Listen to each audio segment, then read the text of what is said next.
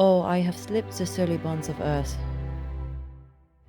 And danced the skies on laughter's silvered wings. Sunward I've climbed, and joined the tumbling mirth of sun-split clouds. And done 100 things you have not dreamed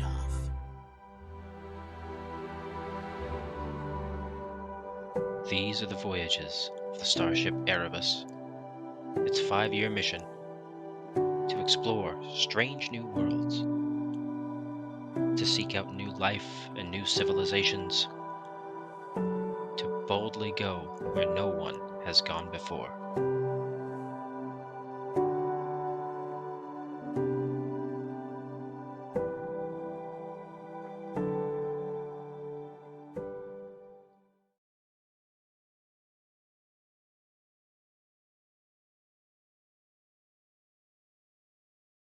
We got audio. We got audio from me. Hold on. Let's go over here. So every once in a while, this old OBS decides to. Can you guys give me a test real quick? Somebody just say something. Testing. Test. Yeah, Something. OBS decides to just be like, hey, we're going to just change your sound settings for no reason and just flip it to some weird long number that doesn't exist. I was like, all right. But I always check nowadays. But welcome, everyone, to the much anticipated, not too long overdue because we've been super consistent, Session 9. This is the beginning of the end of Season 1, which I'm very excited about. The crew has done some amazingly wonderful things, seen some amazingly horrible and strange and neat and interesting places and people and species. Gods, I guess, maybe? I'm not sure. But they've been doing an absolutely fantastic job, and we've been having a lot of fun. So we are very excited to be here for episode 9, which I have entitled The Season of Shores. The Season of Shores. You might ask, what does that mean? I have no idea. Matthew reminded me that I have no idea what's going on most of the time, so it's totally fine. But with that being said, we're going to go around the table, have everyone quickly introduce themselves, remind us who they are playing, and then we're going to do a cold open. We're just going to do a little bit of a cold open. And we're gonna dive right into it. So take it away, Matthew, Aaron, Drew, Schmandy, and C4A. Hello everyone, my name is Matthew. I play the civilian Enar science officer Shas Chathane, who is blind, like many of his members of his species, but sees through telepathy. Nice. And hey everybody, I'm Aaron. I'm playing the commanding officer of the USS Erebus, Captain Isra Shruth, who is an Andorian. Hello, I'm Drew. I'm playing Lieutenant Commander Flitz, the android chief engineer. Hi guys, I'm Schmandy, and I am playing Lieutenant Phelan, the Klingon security officer. And hello, I am C4A, and I am playing the human CMO. Brilliant. And of course, I am Dare Wolf, the game master. I play everyone else, all the NPCs, both good, bad, and otherwise. We open our scene with an exterior shot of the Erebus. We see in the distance this sort of glowing white, purple, green, and golden shockwave of some sort. The Erebus is slowly moving. We watch as the shockwave colliding with the Erebus, and it seems to have substance to it as the Erebus is rocked, shaken, and carried with the shockwave. As we watch the Erebus moving with this shockwave, we cut to a scene inside of the ship. We see the warp core. We see everyone shouting, screaming. Alarm bells are going off. The warp core is glowing these strange colors. It is the natural blue, and then it is a purple and a gold and a green, and then it goes dark. We go up to the bridge. We see everyone moving, running, shouting, alarm bells going off, consoles exploding, people, rocks falling, as they often do in Star Trek. And a moment later, it stops. We return once more to the exterior of the Erebus, and we see it sort of just floating in space. The port side nacelle has a bit of blue kind of smoke coming out of it. And in front of the Erebus, if you're looking at the back of the Erebus, then forward in front of the Erebus, we see a supermassive blue star and a single planet in the habitable zone, slowly rotating in the distance. Now, what is perhaps odd about this scene is the rest of the night sky, the rest of space, I should say, around them, is devoid of stars. It is a black, starless void, save for the one supermassive blue star and a singular planet. I'd like to begin our first scene here with the bridge. The first officer rises, calling out, "Is everyone all right? Status report." Looks to the captain. "Captain, you were thrown from your chair, took a nasty hit to your head, a little bit of blood coming off of your brow, a little shaken, a little dazed, but otherwise you feel fine." Leans down, offering you his hand, begins to help you up. Yeah, he'll accept the hand. I'm fine, Commander. Can we get a damage report, please? Right away, sir. Damage report. He, engineering. Status report. I'm getting reports here that the warp core is offline. What's going on? That is right, Captain. The warp Commander. core is offline. My systems are also apparently having some issues. Please wait. My. Oh my. That's not good. That's Buffering. Not good at all. Buffering, indeed.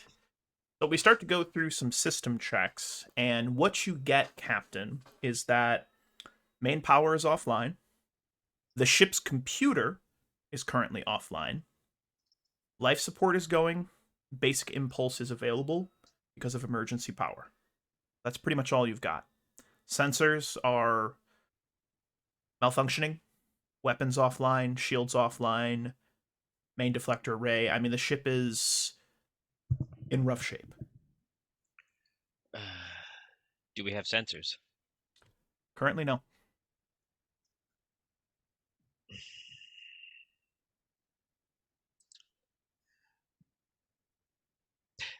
Engineering, this is the captain.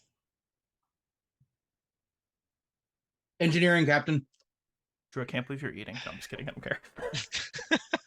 Unwatchable. Unwatchable. Sorry, he just Every pulled time right it out gets of me, man. Every Just We're time. pulled 10 right out of minutes me. in. That was so good.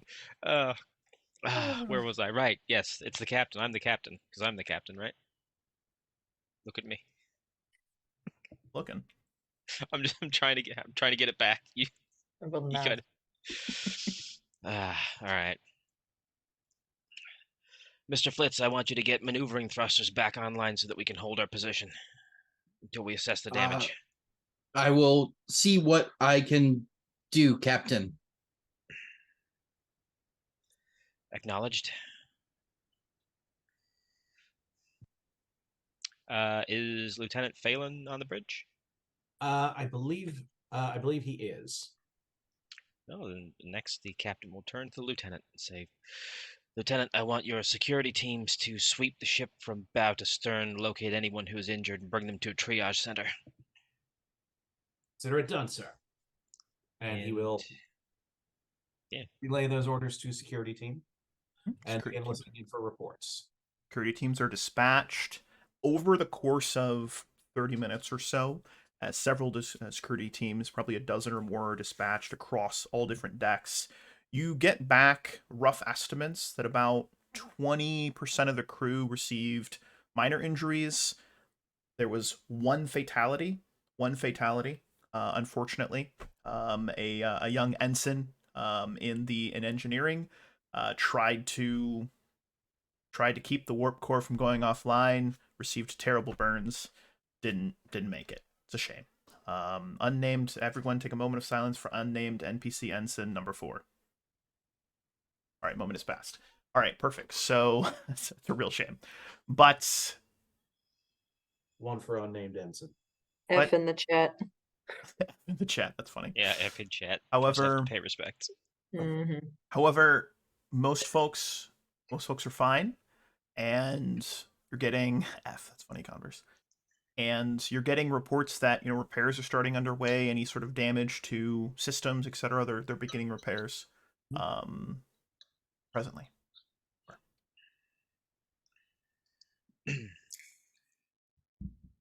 Yes, Matthew.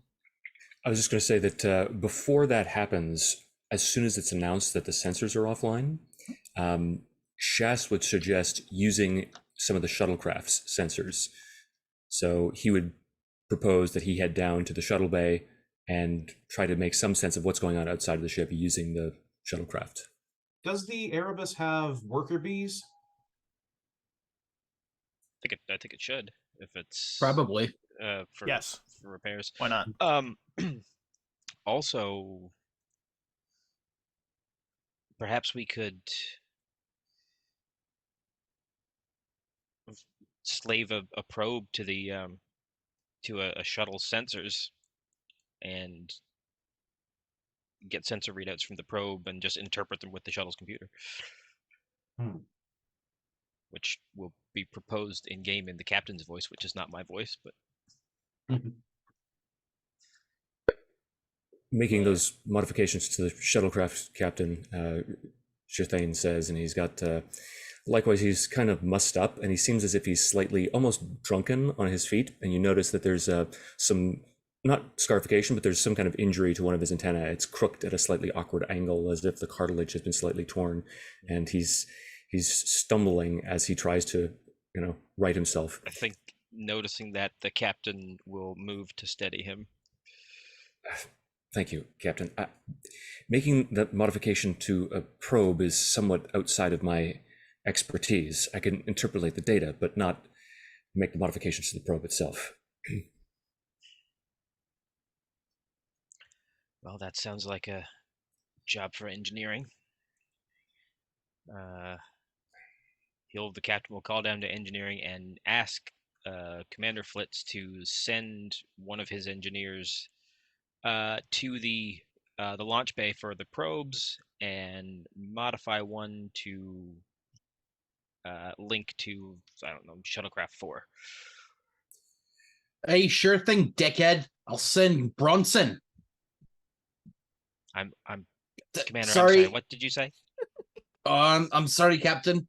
I'm having some problems with my language centers. Do the best that you can, Commander. Get stuffed. I assume he meant acknowledged.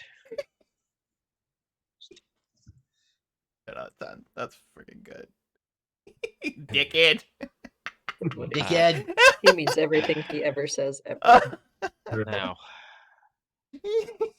Mr. Chathane, let's get you to the shuttle bay. Of course, Captain. He just sort of like stumbles off, now in even worse condition because of that exchange and his stupefaction in the face of it. Now the captain's going to bring him down, and he's going to leave the bridge in as such as it is. Mm-hmm. Actually, he'll just say that, Commander, the bridge, such as it is yours. Aye, sir. I will see to it such as it is. And the two of you make your way down to the shuttle bay.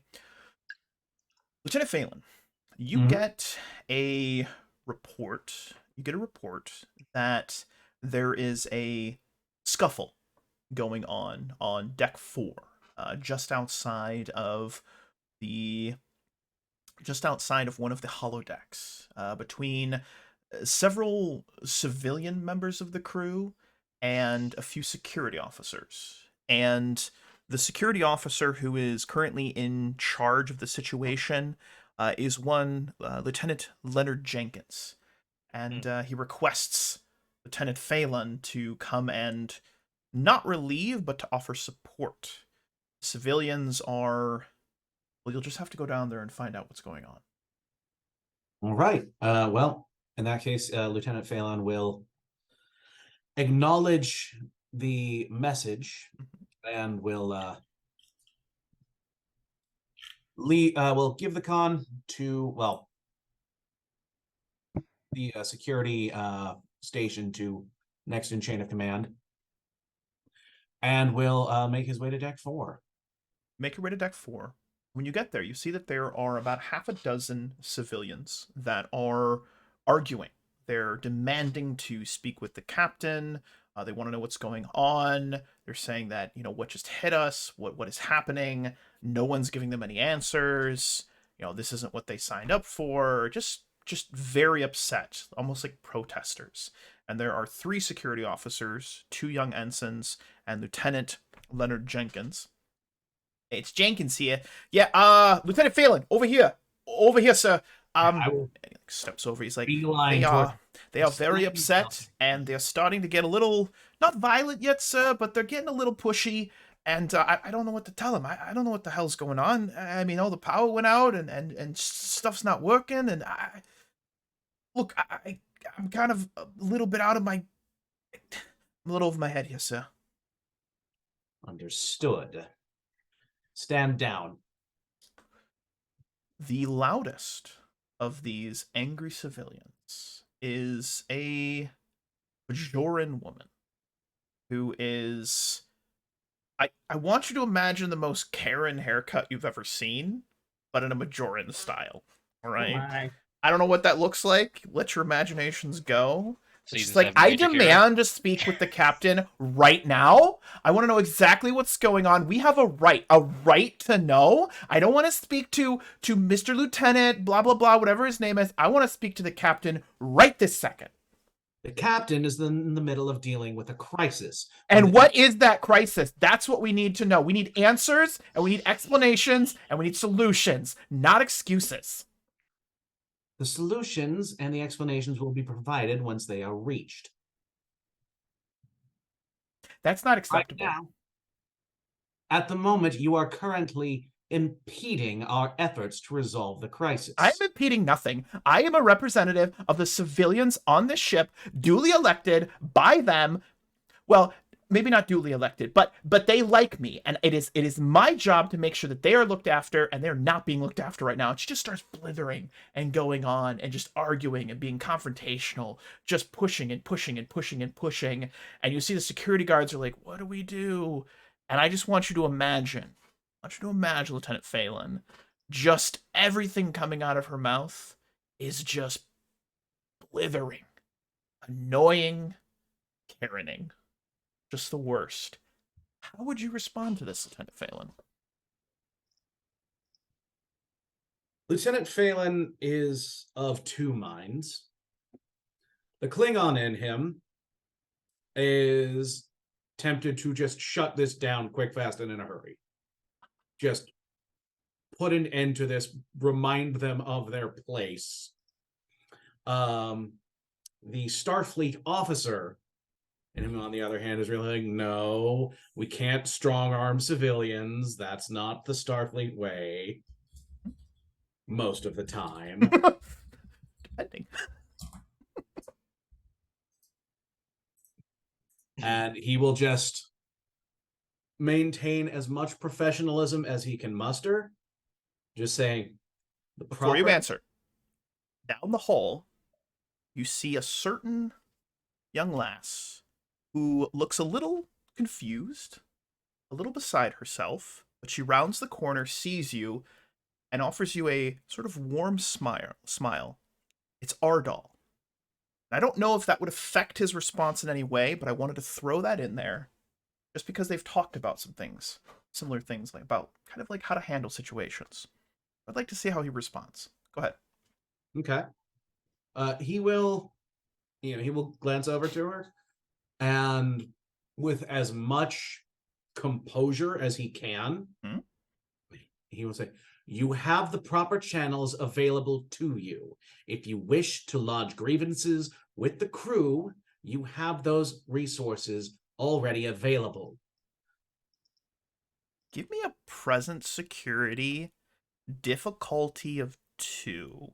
She's a pretty powerful Karen. So it's going to be a difficulty 2 on this one. Yeah.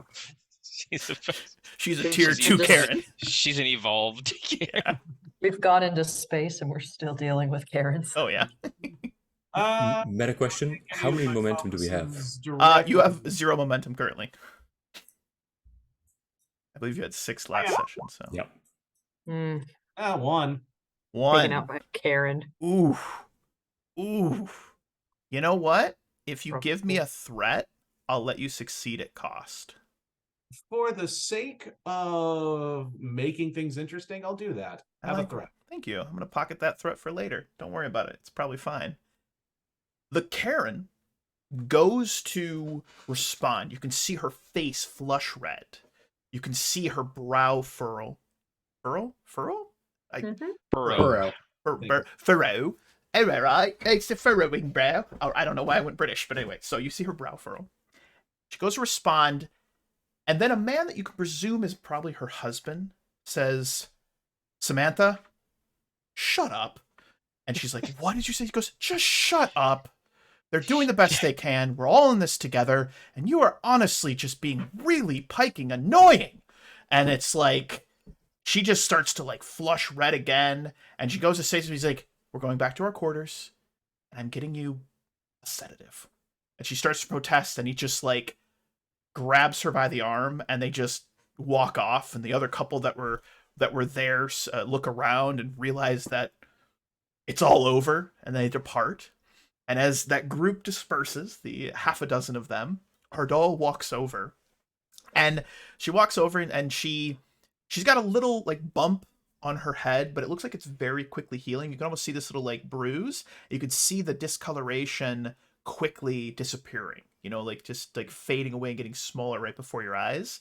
And she walks over and she places this kind of like gentle hand on your just like on your forearm, and she says, Lieutenant Phelan was handled very well. Not that my opinion really counts for anything, but I expected you to be a bit more Klingon. Not, hope that's not offensive. I just... It would take far more than that to offend me, Ardal.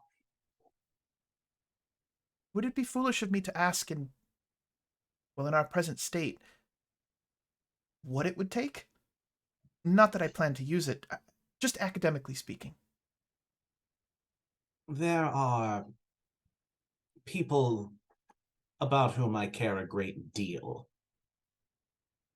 That I care about much more than my reputation or my standing with non-crew members. If they perhaps were in some way threatened or impugned, then I believe my ire would be raised a bit more significantly.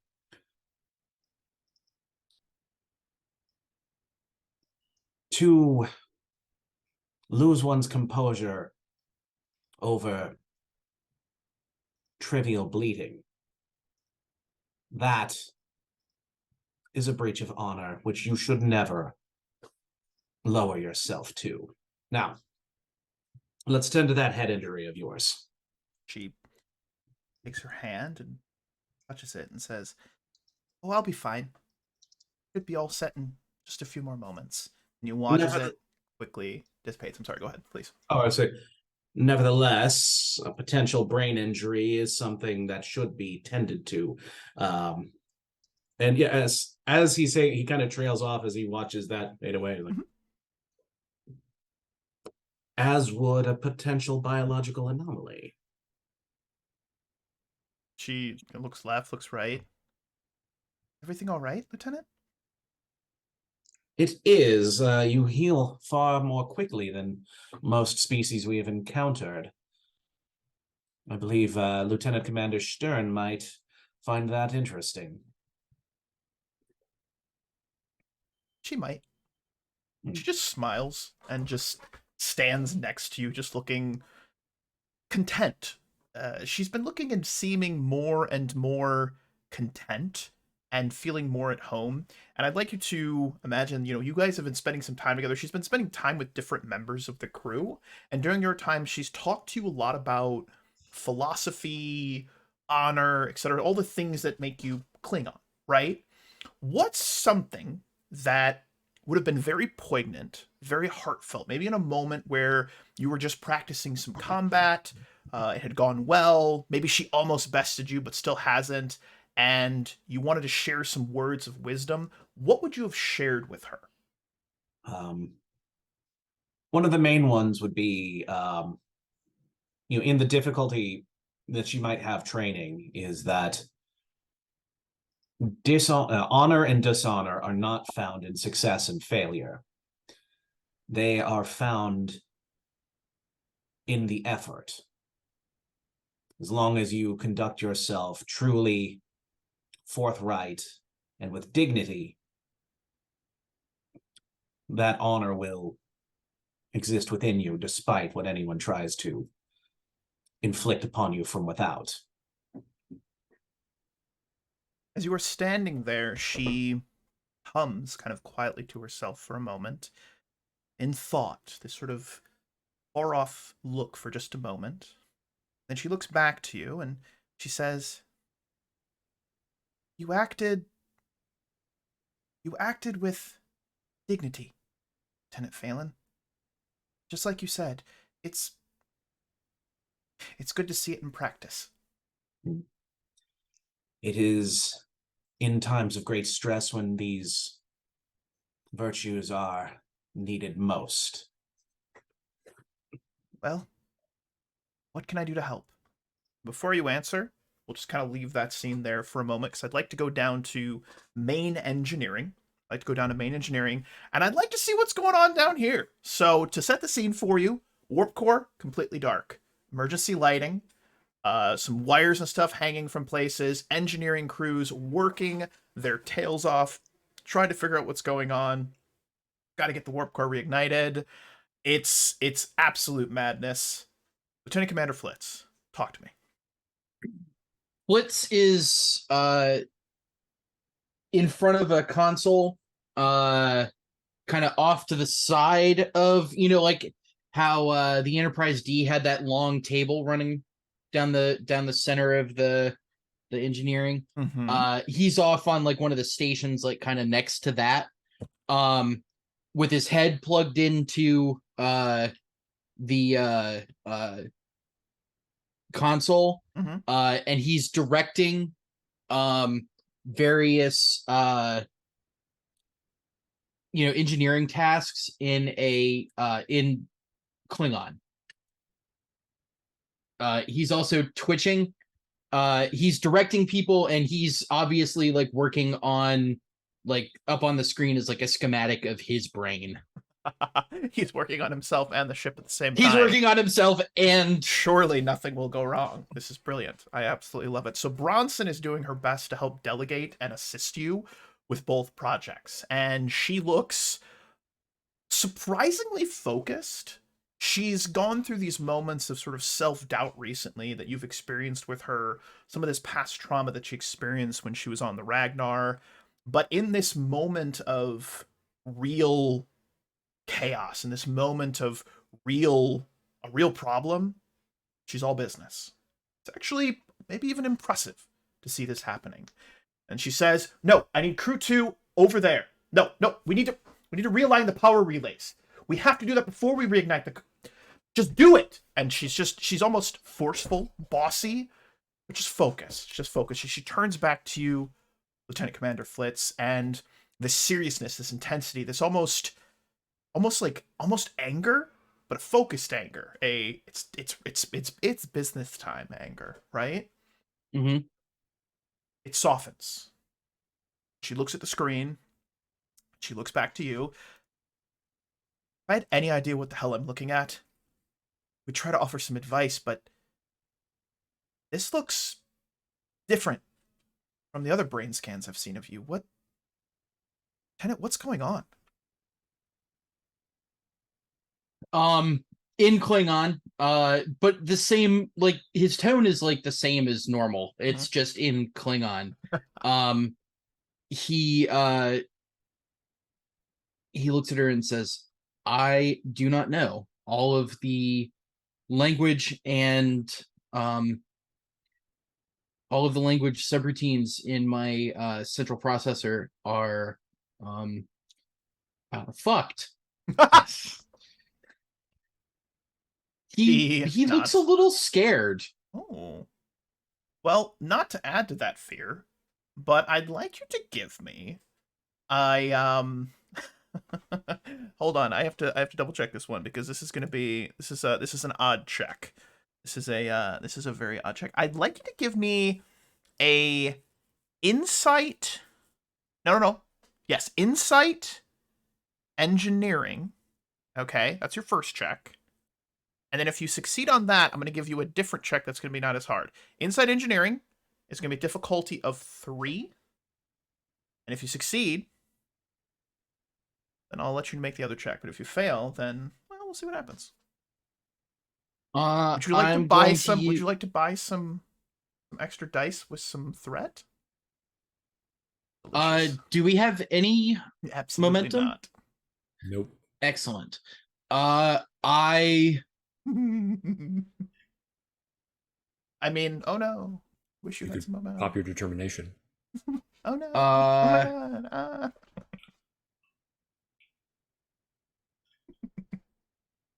Yeah. So what does the determination get me? 2 free successes. 2 free successes. Okay. Yeah, I will pop the determination. What value are you calling upon? Let's see. Well, what is this check for? You are checking your brain patterns. You are trying to understand what is happening to your mind, as it were. Since you are a machine. Then I will bring my value of nothing is beyond repair. Ooh. That's a good value to call upon. I respect it. I think so. I respect it. You're trying to gain some insight into why your systems are failing. It's okay to be wrong, Matthew. Ooh, shots fired. Would my focus of computer systems I'll allow it. You goobers. Oh, that's a red. Ooh, I love.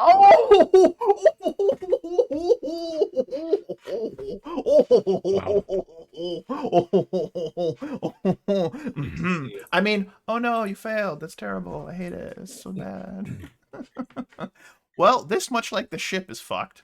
So I guess he's speaking Romulan now. To add to the fear, you have no idea what is wrong.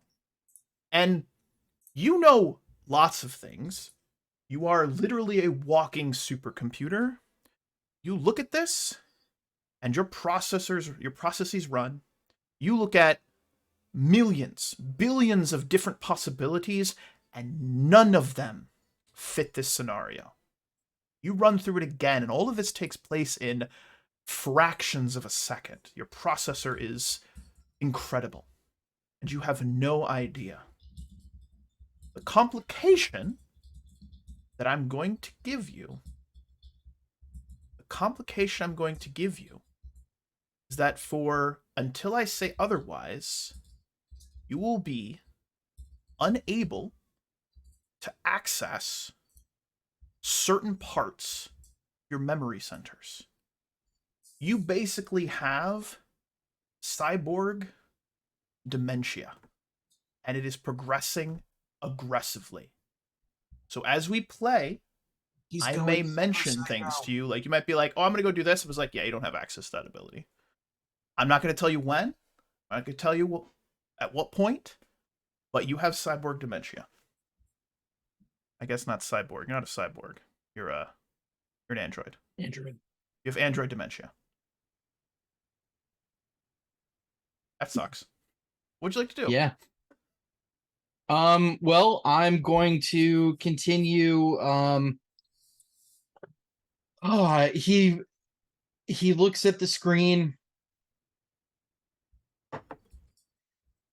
unplugs, closes the hatch, looks over at Bronson, and just concern painted on her face. I suppose we'll just have to do our best. He says in perfect English, but with that same scared look on his face. What are your orders, sir? We need to first absolutely, you do not have access to that ability. we first need to with the the warp, right? That's We should check the deuterium, and we should check to see. We should get the warp core back up and running, right, sir? yes. You are correct, Lieutenant. Just sit there, sir. I'll see to it. All right. He just sits down. Reaches to like grab his shoulder for a second, stops, turns, starts barking orders again. Just tries to basically take over. Let him take a moment to collect his android brain, as it were. We're gonna pivot on down to the medical bay, which is chaotic. There are bumps, scrapes, gashes, wounds, lots of a certain doctor suggesting amputation when it's not needed. Maybe eating of the brain. We're not sure, but we'll figure it out. Who is the doctor here? Yeah, I am the doc. Yes, it's good. Lieutenant Commander Stern, Decide what is necessary. how are you handling this? Your medical bay is overwhelmed. How are you handling this? Talk to me. I would say as efficiently as she possibly can. She is keeping when I say a calm head, it's, still things are going very quickly, but there's no panic. There's nothing further wrong than what has already happened. So you are working on I'd like to have a moment. Between Ensign Varen, who is Matthew's character. Ensign Varen, you suffered a broken arm. It hurts like a dickens. And Lieutenant Commander Stern is currently trying to fix it. And I'm curious, how would Ensign Varen react to a broken arm? What is his disposition? I think that it remains utterly stoic in the best traditions of Vulcans, although they are susceptible to pain. He is running through various different mental discipline activities and exercises in order to maintain that implacable Vulcan calm. Give me a presence medicine, difficulty of 1. Actually, Okay. difficulty 0. Let's get you some momentum, hopefully. So I think he's got like a 1 in Did we medicine. get my so- momentum, or is that We did not. forgotten? You forgot it. Okay. A. So Look at presence, his face. Sorry. presence medicine, you said? Yes. Conditioning as a focus. Oh, absolutely. For your 1 in medicine. Oh, yes, that's right. Hey, you get a momentum. And you succeed. You are maintaining that classic stoic Vulcan demeanor, as it were. Lieutenant Commander Stern, he has 6 fractures in his Damn. forearm. 6. It's bad. Even a Vulcan at this point would likely at least be grimacing slightly, yet he remains, as you stated, Matthew, cool as a cucumber. Cool as a cucumber. Matthew didn't say that, but I imagine that he did. Can you just say? Implacable Can you calm. just He'd never say? debase Can you himself just to say say Matthew something and like say that. cool as a cucumber? I can say that. I'd like to yes, hear I it never won't. say Just such humor me. slang. Humor me. Come on. Never dirty his mouth with such slang. Yeah, it would. There's Yeah, no let debasement. him talk. Let him talk. He is cool as a cucumber. Yes, so- that was amazing. That was so cool. Somebody clip that. I am clipping that soon. All right, that's going to be going on Please YouTube clip my forever. expression of disgust that ensued immediately can thereafter. we, But yes, Can we make that your sub sound effect? Like Cool when as a someone I subs to might the channel? actually do that when someone subs and goes cool as a cucumber. He is cool as a cucumber. That is the And then- best idea ever. I'm gonna figure out how to do that. I do know how to do that. I can Oh, definitely you add that can soundbite. enjoy- Somebody clip that, and I'm gonna I'm sorry- download it. I'm I'm gonna sorry, add Matthew. it as a that's okay. cool as a I cucumber. brought it on myself for All right, indulging Matthew just kills us all in the end. It's fine. him. So, with respect to Varen, he's actually just sort of like sitting there with his arm extended towards you in front of his chest. And this Vulcan, again, is standing at about 6'4". He's sitting on the chair, so the height is not quite as obvious. Okay. And he looks like he's about 260 pounds of pure muscle. He sort of looks up at you and he says, I have experienced numerous similar injuries in the high gravity area of the gymnasium, so that is why I am largely unaffected. Yes, I can see that from your records. You are what they would call a frequent flyer. As the humans say, no pain, no gain. Well, we are doing our best to eliminate the pain. Now, hold still while this regenerator does its work. Give me a control medicine and difficulty of 0. Let me get you guys some more momentum. You're a doctor. This is a pretty easy fix with modern medicine. I thought I popped out my character sheet. Apparently, I did not. It's in Varen's arms. It's the squiggly. That's really funny, Schmandy. Say control medicine. Yes. I'm gonna do that. That's gonna be my soundbite for follows, subs, everything. Just cool as a cucumber. No, you can't overuse it. Oh Just for no, something it's special. being overused. Can I use triage or xenobiology? Triage, absolutely, 100%. Yep. You should do like Oh, one of them nice. could be an auto tune. Yeah. Version of Cool that. as a cucumber. Cucumber. Matthew, I'm gonna play with this. Instant T-Pay. I'm gonna make a whole song. Mr. 305. And just All right, you it's- just on repeat. This is good. I clipped it too. If nobody else Thank did. you. God bless you. God bless you, Drew. You're doing the Lord's work. You're a good Yeah. man. You're a good man. Matthew's never gonna play with us again. I love you, Matthew. You're a good man. Thank you. Oh, He's like, it's "Oh, right season there. 2?" Hold on. Let me just talk. Let him talk. He is cool as a cucumber. Oh, he did it! I just heard it. Hold on, I'm gonna play it again. Yes, that was amazing. Talk. Let him talk. He is cool as a He is cool as cucumber. a cucumber. That's so good. Now I kind of want to hear it because I have no idea what I sound like. but Amazing. okay. Don't worry about it. I- It's in the we'll chat. find Don't worry out, about I it. guess. It's fine. Don't worry about it. It's good, All right, it's Back to good. we're playing a serious game here. Come on, Yes, let's get back Yeah, to it. All right. obviously, yes. The Come on, we're serious. 260-pound thirst trap Vulcan is, yeah, That's very Oh, serious. really? Okay. Mm. With arms like noodles. Well, only one arm like a noodle. Noodle. The other one more like an, an other iron arm just- band. Anyway, so you very quickly are able to begin the healing process on the arm. He's likely still going to need a sling, probably a couple of days to let it regenerate, but you very quickly begin. It's a relatively, strangely enough, it is the future, right? With crazy medical advances. It's a pretty mundane fix, all right? Cool. But as you go around, Lieutenant Commander Stern, I would like you, as your character, what is the worst injury that you see? One of the nurses come rushing over to you, asking for you, because someone was just brought in with a terrible injury, and I'd like to know from you, what is that injury?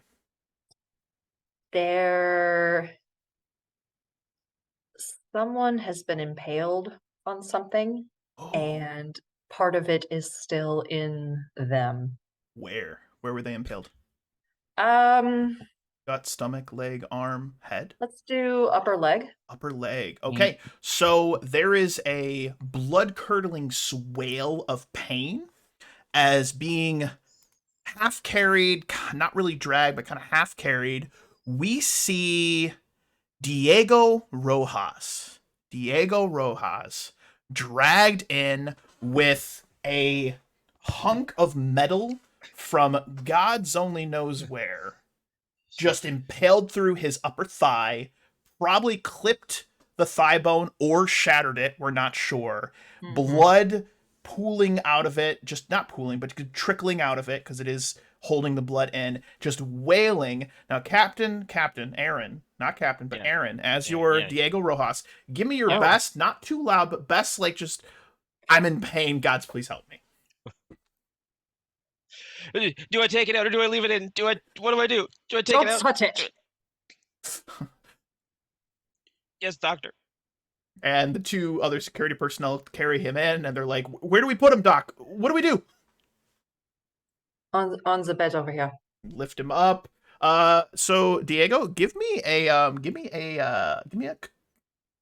fitness medicine difficulty of 0. I'm trying to get you guys some momentum. You should have 4 right now because you did get 3 from her. Because you're just gonna try to keep your cool. You're gonna try to be cool as a cucumber.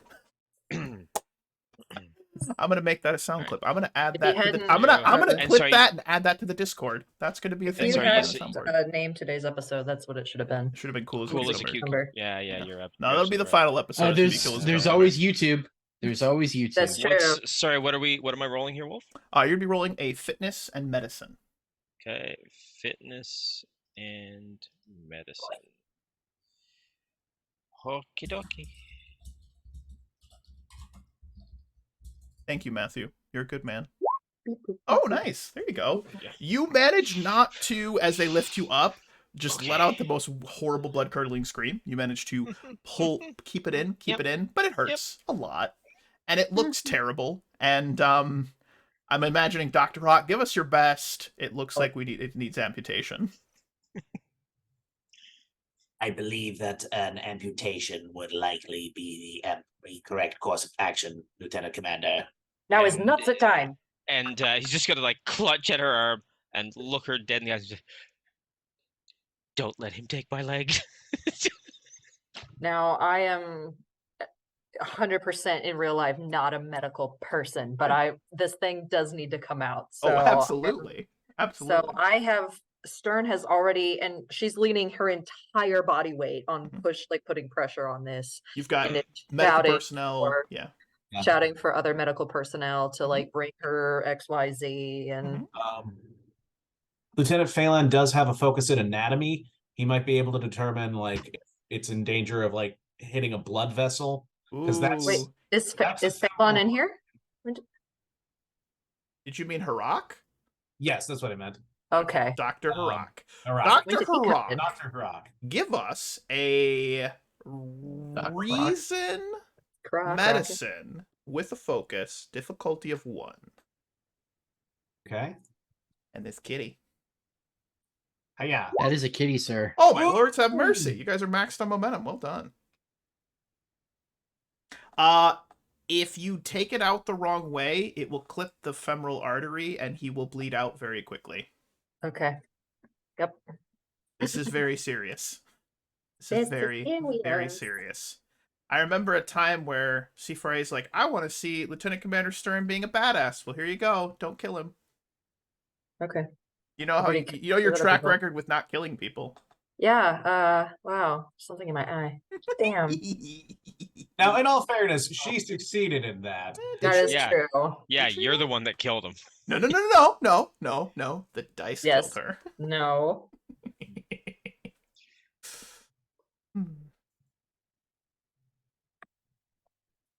This. Do we want to? Am I supposed to be rolling something? Yes. Yes. Our glee? We're having fun. All right, we're having fun here. This is a serious show. Super serial. All right, yeah, we're serious actors. It's super serial. Only one of us is. Please, thespians. We're serious thespians here. All right. Anyway, so moving on. Please. You're gonna give us a control medicine difficulty of 3. Difficulty of 3. Talk to me about some of your focuses here. Triage would probably work. I'm looking at my talents right now just to see if I have any other advantages. Please. So I need. Kitty. I forgot what am I rolling. Control medicine. It's all right. Control medicine. Dang. Okay. Well, I can't use that. Hey, by the way, Aaron, I hope your side character doesn't die. I can't do that either. I mean, I have that's all right. emergency medicine. That's a focus. This is an emergency, and we're trying to do medicine. That's the best one I can give. Oh, you know what? I've got something for this wolf. Yeah, go for it. If he dies, he dies. Control medicine. Brilliant. Absolutely brilliant. Can I have momentum, please? You have 6 of it. Yeah. You should spend some. Go ahead. I would say 3 would probably spend 3 be a good idea. for the extra 2 d20s. So I roll 4 dice. Visa focus. 4 dice. Yes. Yes. 4. 4 dice. More chance for complications. Here we go. Oh. Coming through in the lives. clutch and getting a momentum back. Absolutely Lives. fantastically done. It takes a while. You're very Mhm. careful. You have to cut away. You have to get a proper tourniquet on. You have to fill the hole as soon as it's no longer plugged by the rebar or whatever it is, the metal bar through it. But working alongside Dr. Harak, who is likely still muttering about amputation, but at his core, he's a doctor, right, Harak? You're a doctor. You want to heal? Haraki is a doctor. Squint No. suspiciously. now. And several nurses. You manage to remove the piece of metal, seal, cauterize, plug the hole, whatever you'd like to do it. I'm not a doctor either. And the good security officer, Mr. Rojas, is sedated and alive. Hell yes, he's sedated. And Yeah. you, Wants to be sedated. over the course of roughly an hour, manage to see to everyone that comes in. I mean, you are bouncing from medical bay to medical bed to room. There's some folks in the hallway. You've got a rollover triage in one of the storage rooms across the way. I mean, you are running just like an actual doctor comes in for 30 seconds, says, "Oh, we're going to prescribe you this," and then leaves. You're like, That'll be $80. Who's that? Yeah. Like, that's exactly what it is. Charging But a you are couple going, $1,000. you are delegating, you are doing what you need to do, and it is going surprisingly well and efficient. Was anyone in my staff injured as well? Thankfully, no. Nice. Thankfully, no. Surprisingly, maybe. Look at But us thankfully, go. no. So you have a full staff, which is maybe part of the reason that things are going so well. You're not down anyone. But it's been an hour. You've been running. You have not had a moment. And finally, you get a moment to just step into your office, take a quick breather, and I'd like to just have a moment with Lieutenant Commander Stern. How do you relax? How do you take a breather? Do you just run in there for a moment, take some notes, and run back out? What would she do? You know, everything is stable for the time being. What would you do? Everything is stable. Then the first thing that she would do is replicate a new uniform because she's covered in Stuff. everything. Yeah. And would probably go back out, just keeping control over the situation because, you never know. In this moment, as you are replicating the new uniform, you change, you take a breath, you get ready to go back out, your comm badge chirps, and you hear a familiar voice. It's Commander Ulrich. And he just asks simply, "Are you all right?" Everything is nominal down, or scratch that. Everything is under control, Commander. The patients are stable and should be on the mend in no time. Do you need anything? He asks. My staff is working efficiently as they should be, and we are fine down here. There is a pause. You can hear him drawing a breath like he wants to say something else, but instead he simply says, "Thank you for the status update. Let us know if you need anything." Commander out. Combat chirps. You head back out, and we're gonna pivot on down to the shuttle bay, where still slightly woozy, a little bit weak on his feet, as it were, Shaz and Captain Ishra, and we haven't seen the two of them together too often. I'm excited to see how this goes. So you get down there. The shuttle bay is in slight disarray. A couple of the shuttles were knocked around. There's some light damage, but luckily the most important shuttle, Shuttle 4, which is the one that you assigned, is in working order. is in perfect shape, actually. In fact, it looks like it just had a nice little spick and span clean. All right, looks wonderfully perfect. So you guys arrive. What do you do? Well, the captain will help Shas into his seat, and hopefully, being seated and stationary will allow him to regain some sense of equilibrium. Does it, Shaz? It does. There's a slight, almost purplish flushing to his face, as if it's the analogous to somebody going pale. But he sort of maintains composure. You can see that disequilibration has caused him to be a little bit, I guess, ill. But he performs his duties with, some degree of reserve.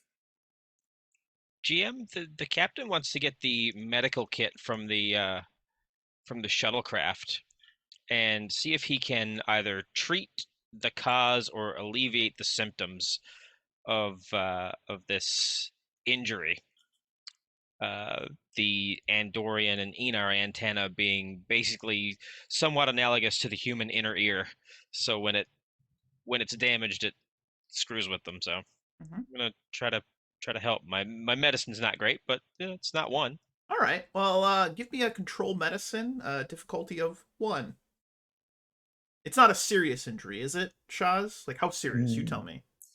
No, it's minor damage, but I will, as the captain sort of approaches, you see Shas almost start as if he didn't see you there, quote unquote, but of course he doesn't really see. He has telepathic impressions of the environment surrounding him. There's your one success.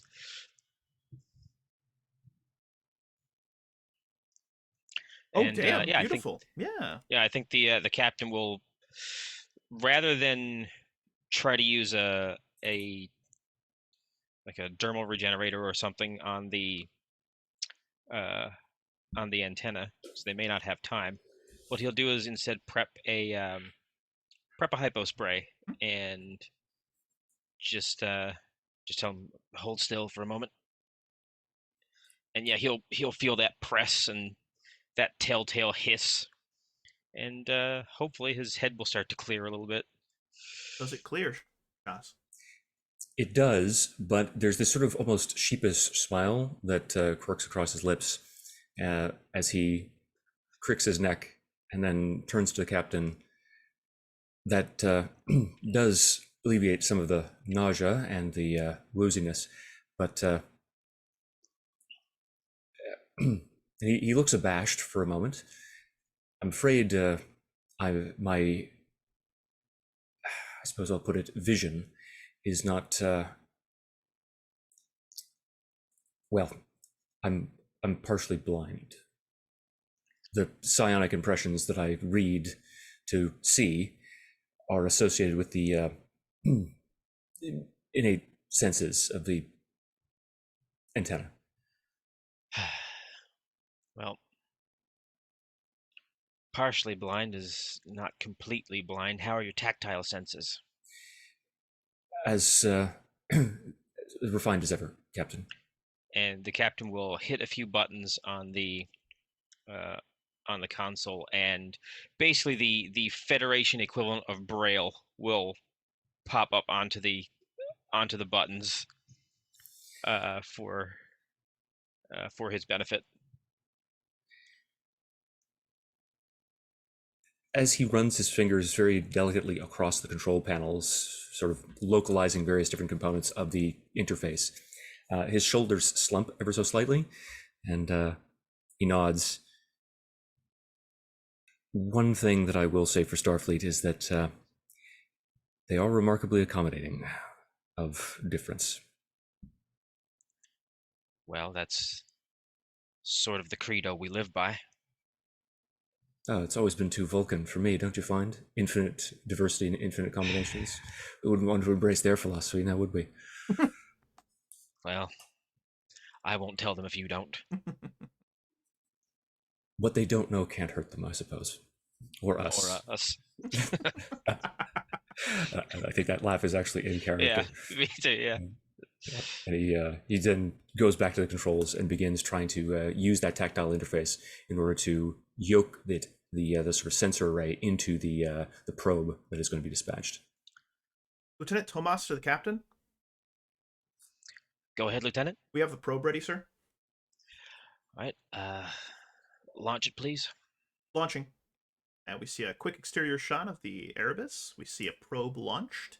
And and it goes out into space. Shaz, you quickly hear the telltale signs of the shuttle sensors linking with the... There's like some very positive doots and deets, as it were. Doot deet. And you hear it connected, and you can feel on the Federation braille that you have a connection to this probe, to this shuttle's sensors. What would you like to do? I'd like to ascertain our position, if possible, within space, first of all. So, like, you're trying to figure out, like, where in the galaxy you are, or...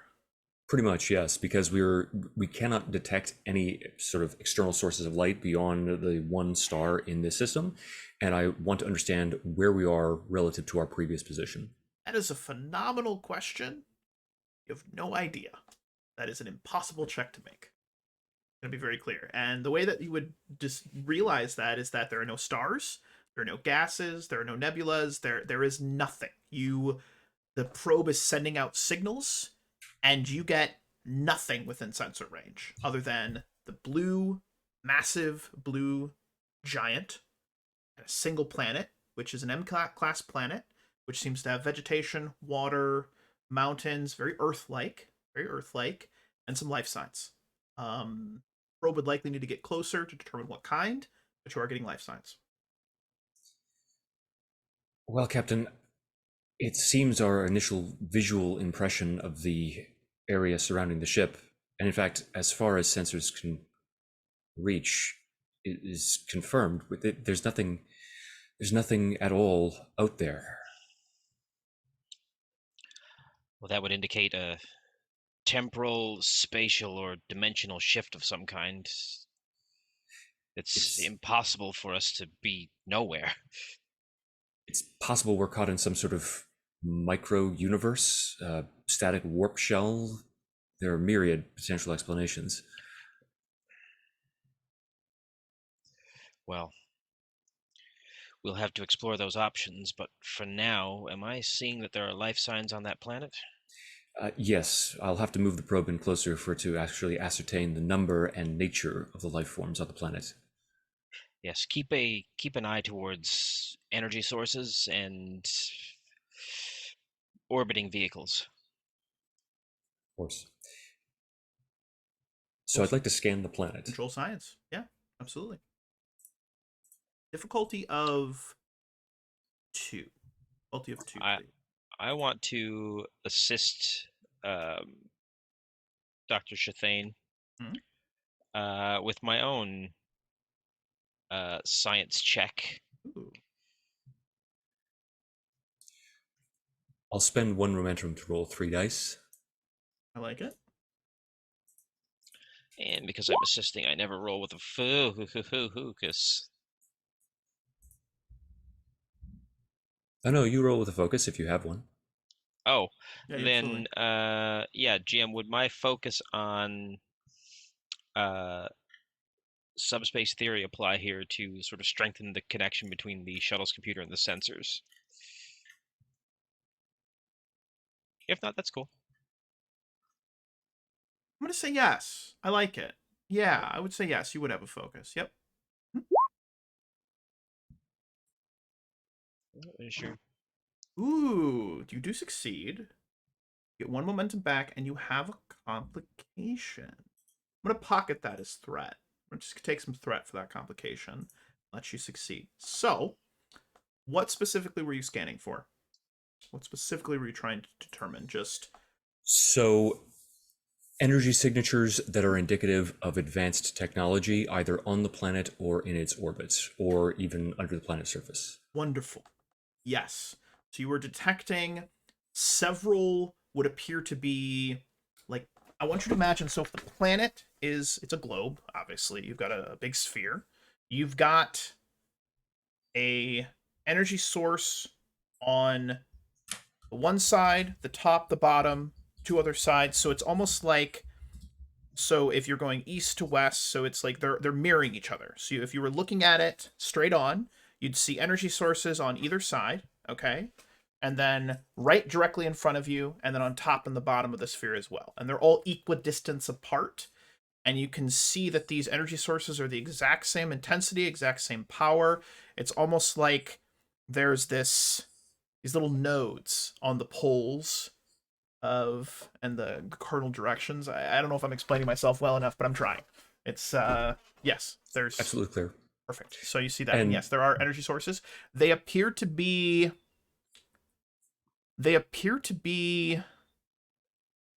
reminiscent of like warp energy, but not quite as advanced.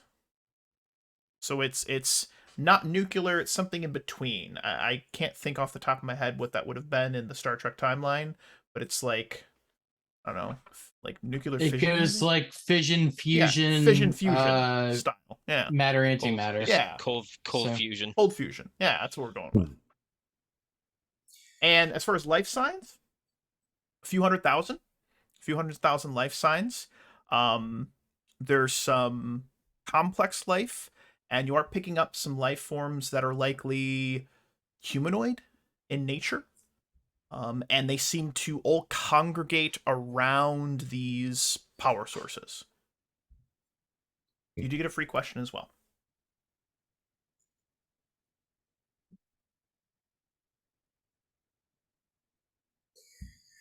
yeah, I don't think I have any questions. Aaron, anything on your thoughts? I missed a little bit of the early. So we've got energy sources on the energy signatures on the planet. Is there anything in orbit? There is not. Okay, that would be the only thing I would want to know. I'm basically wondering if they have space flight. They're picking No, up given that they don't no have warp ships, technology, it nothing. Yeah. seems. Yeah. Yeah. No okay. space flight, no ships, anything like that. I mean, if they've explored the universe from their planet, they know there's nothing out there anyway, so it's probably not a consideration. What would be the point? Okay, then I think we can move the probe into orbit and begin gathering some more detailed scans. Actually, that is a question I would like to pose.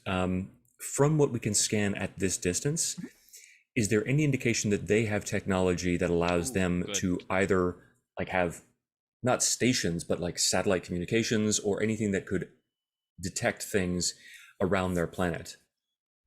Not that you can tell. No. Okay, so no sensor systems, but who knows? Maybe they have telescopes that Maybe. nothing to look at. They But can look up at the dark sky and see nothing other than the blue orb. yeah, okay.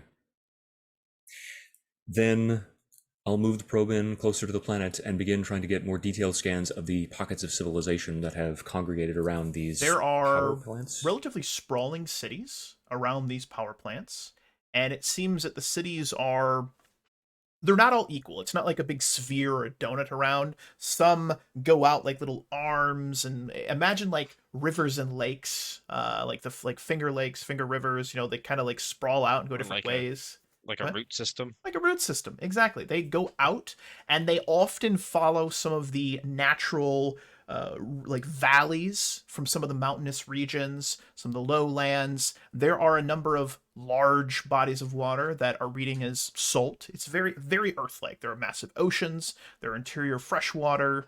It's got a lot of like temperate forests. There's a place where there's a jungle. I mean, it's not Earth, but it's a very, very close copy to it.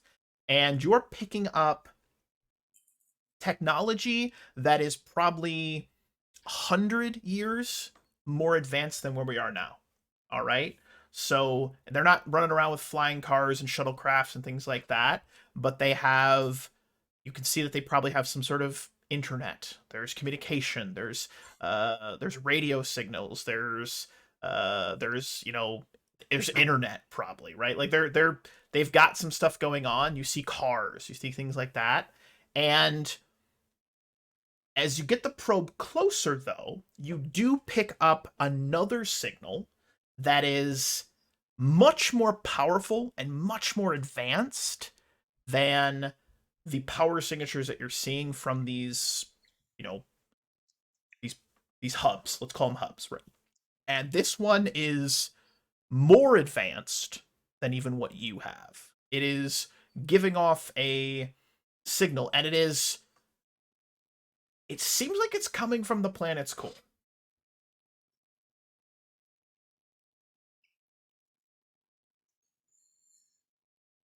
Huh.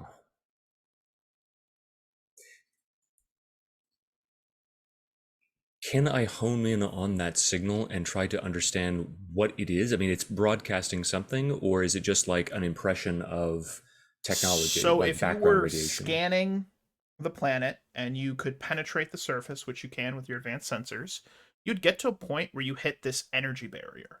It almost seems like there is a force field, and by analyzing that force field, you realize that it is the energy buffer of some sort of very powerful power source. Very powerful power source.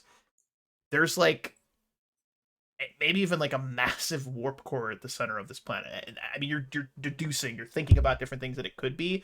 There's something near the core of this planet, not a molten core like on Earth, but something powerful, something large. And I'm gonna have you give me a reason science. Let's see if you can kind of figure out what's going on with this. Give me a reason science, difficulty 2. You do have 4 momentum. I have a theory, but Ooh, it's reason science, and it was difficulty what? difficulty of 2. I'll give you 1 additional momentum then. Very good. There we go. Cool focus. Yes. Nice. 1 momentum right back. Perfect. So, what you realize is, what's your theory? I'm curious what your theory is. My theory is that this is actually an artificial planet that's built around some kind of core, and it's been constructed around it. You're absolutely correct. You do deduce that, and that is exactly what it is. Now the question is, what's it built around? What is the planet built around? That's the question, right?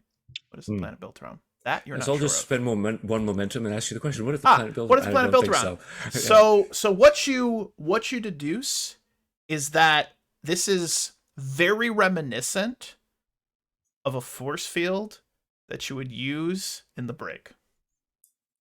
Something is being kept in the interior of the planet.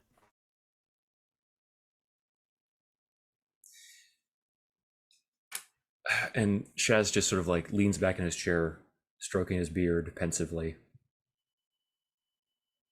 Captain, I believe I have a hypothesis as to what this planet actually is for.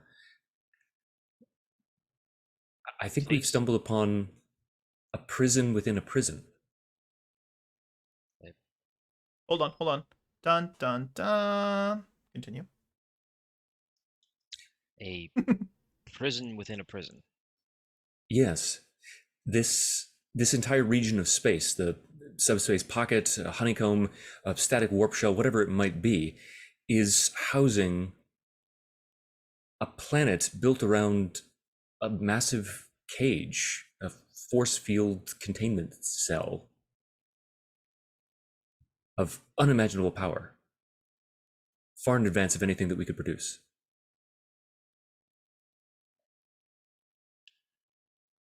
And absolutely no indication that the people on the planet are aware of what's directly beneath their feet. Can I ascertain the age of this prison?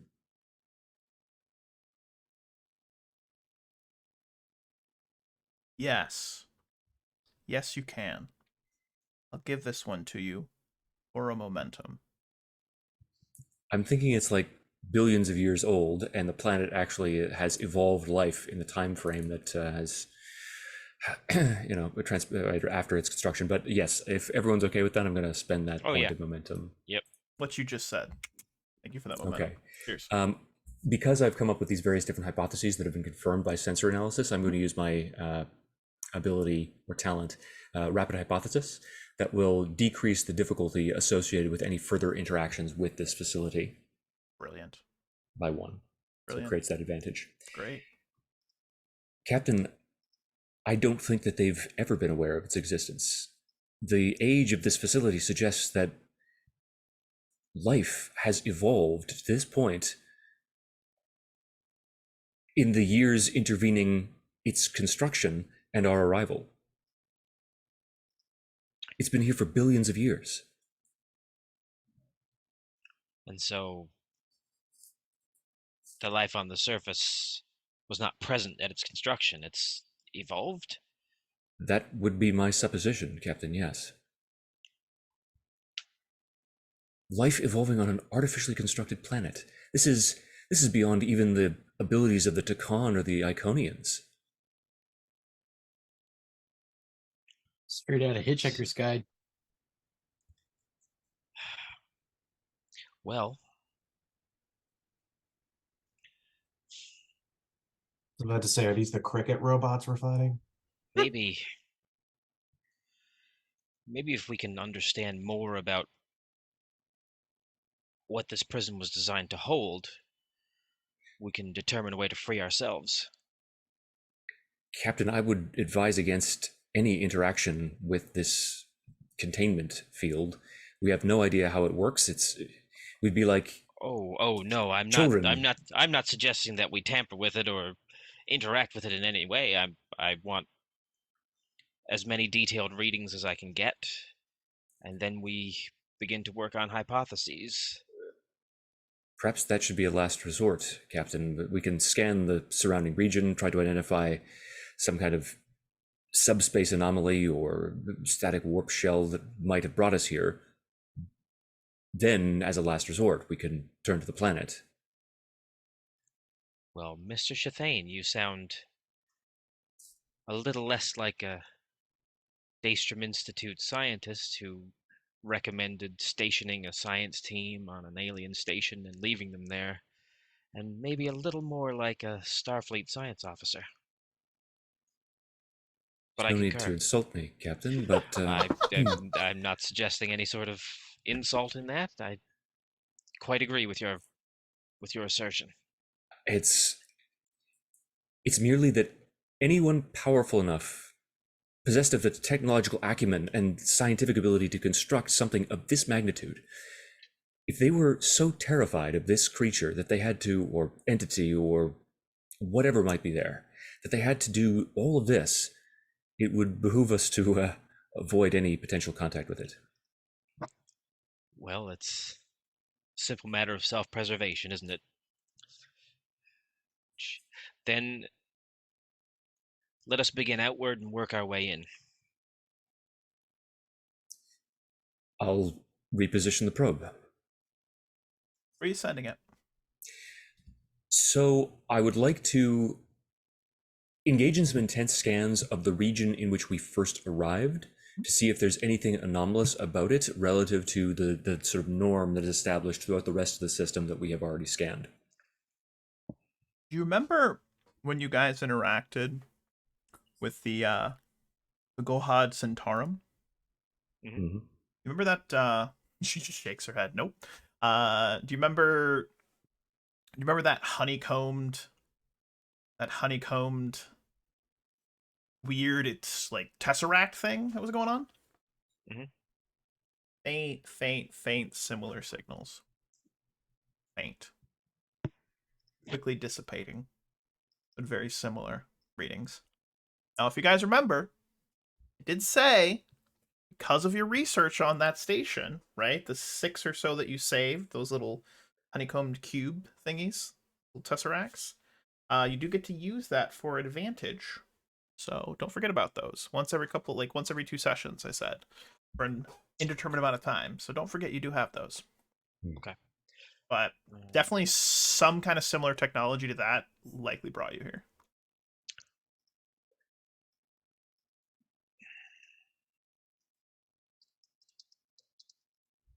Were you going to add something, Aaron? Or I wonder if I might consult the ship's computer because this Nope. is Currently in offline and inactive. right. Okay, so the main computer is down. Correct. Well, we need to get the main computer back up. Well, good luck with that. But all right, all right. The shuttle's computer is working though, right? It is. It has a very stripped down version of the database. It does.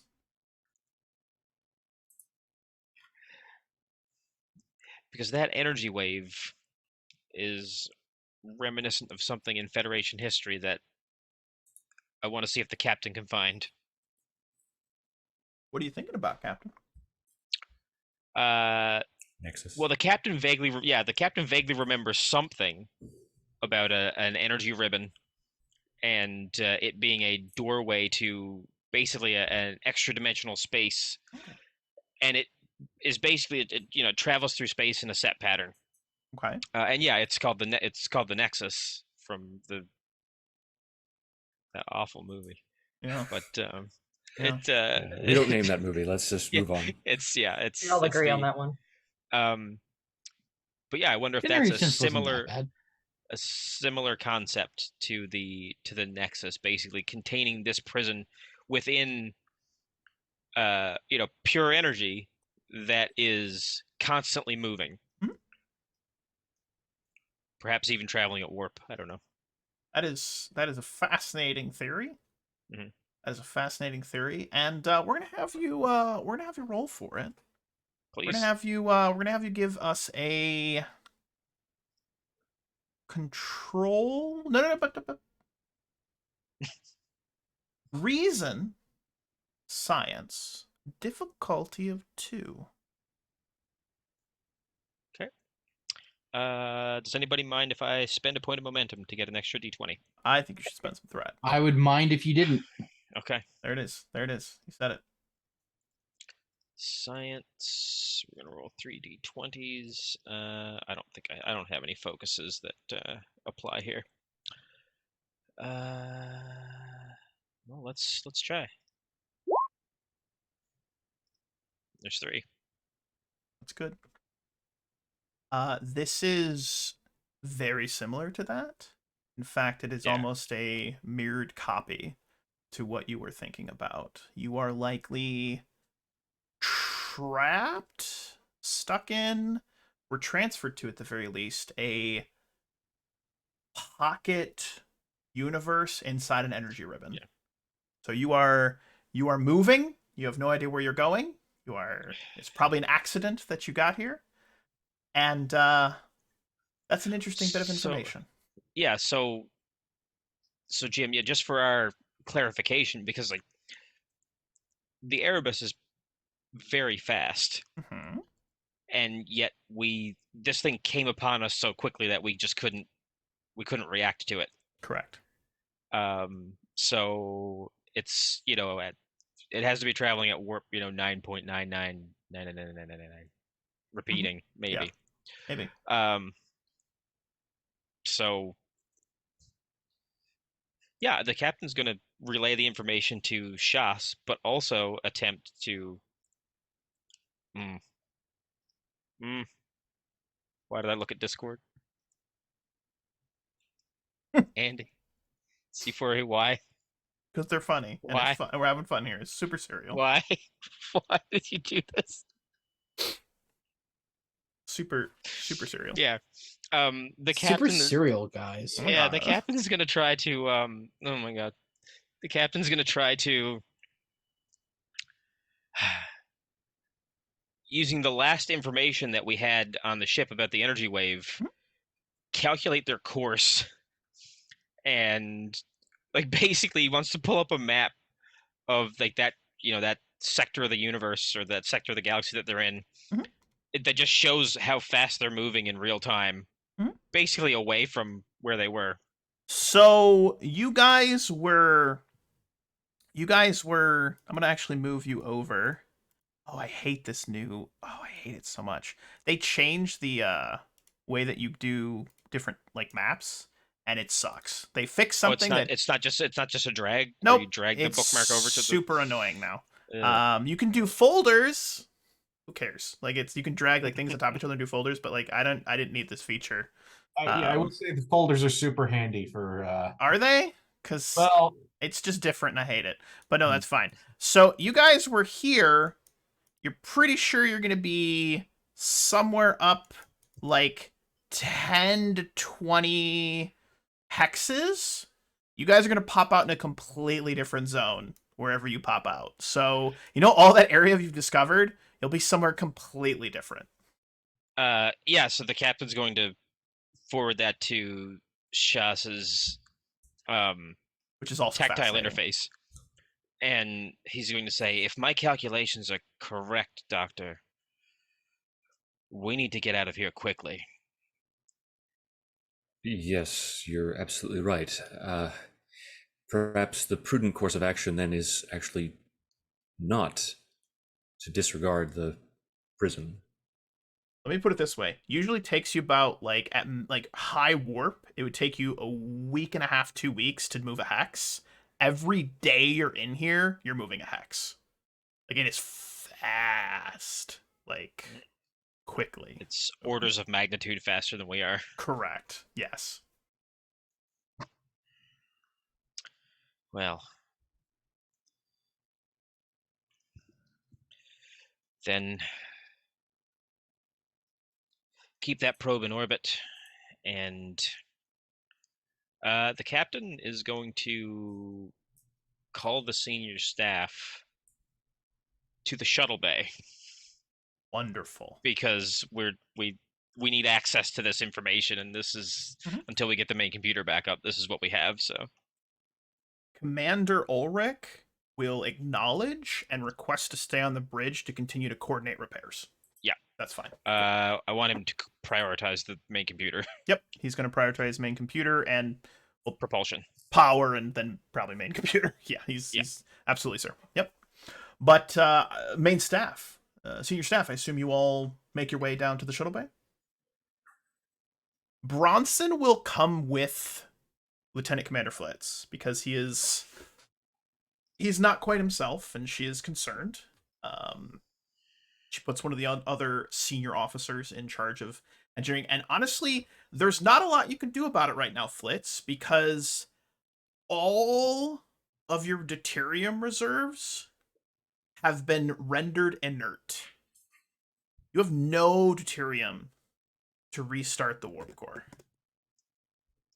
That sucks. Also, Lieutenant Commander Flitz, I'm going to give you something. This is what it feels like to be you right now. You know how you can, copy paste? And then you save a copy and then you paste the thing? You're being cut pasted right now. You kind of feel like your brain's being downloaded. It's not a good feeling. It's not fast. It's a slow bleed. But every once in a while, you'll think of something, and then you can't think of it. You can't remember what you forgot.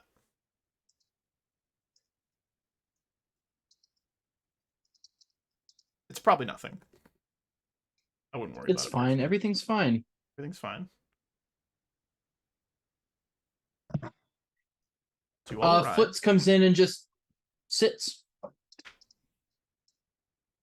Bronson casually.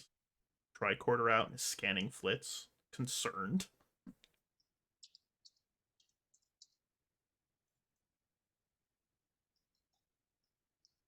Captain. So what are we doing? Oh, apologies.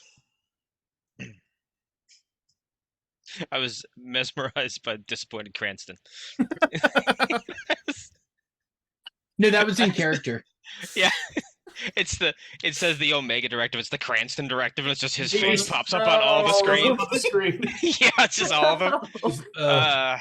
Look into his eyes. Feel disappointed. Absolutely. Yeah, so everybody like sort of, well, it's not crowded. These shuttles are fairly spacious. You can hold maybe a dozen people in here semi-comfortably. So the captain's just going to point to the display and say, "We have a serious problem. As you can see, the energy ribbon that we're trapped in is moving orders of magnitude faster than we could ever achieve. if we don't break out of here soon, we have no idea where we may end up, and it's possible that, given enough time, we may end up beyond the bounds of this galaxy.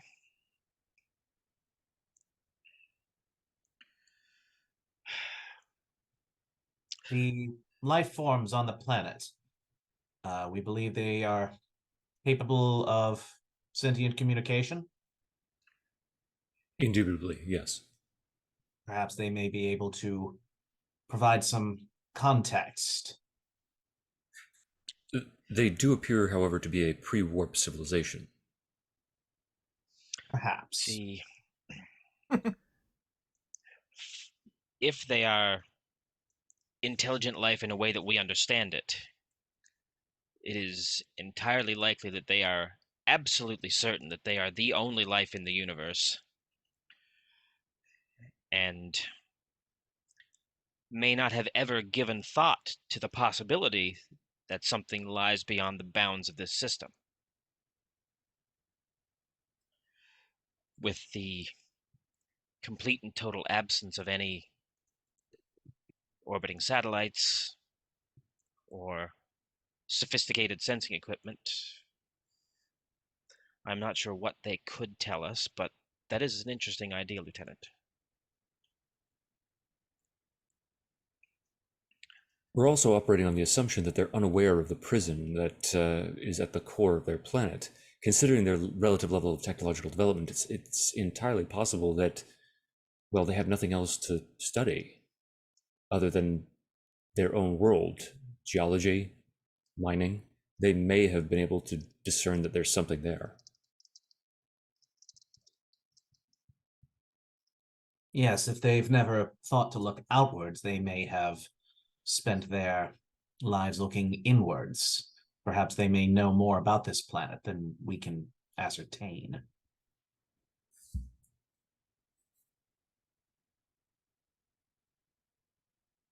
If the main computer was reactivated, it would be relatively facile to penetrate their communications networks and learn something about them, at least to program the universal translator, so that we could interact with them, Captain, if you choose. I would be more interested, if it's at all possible, in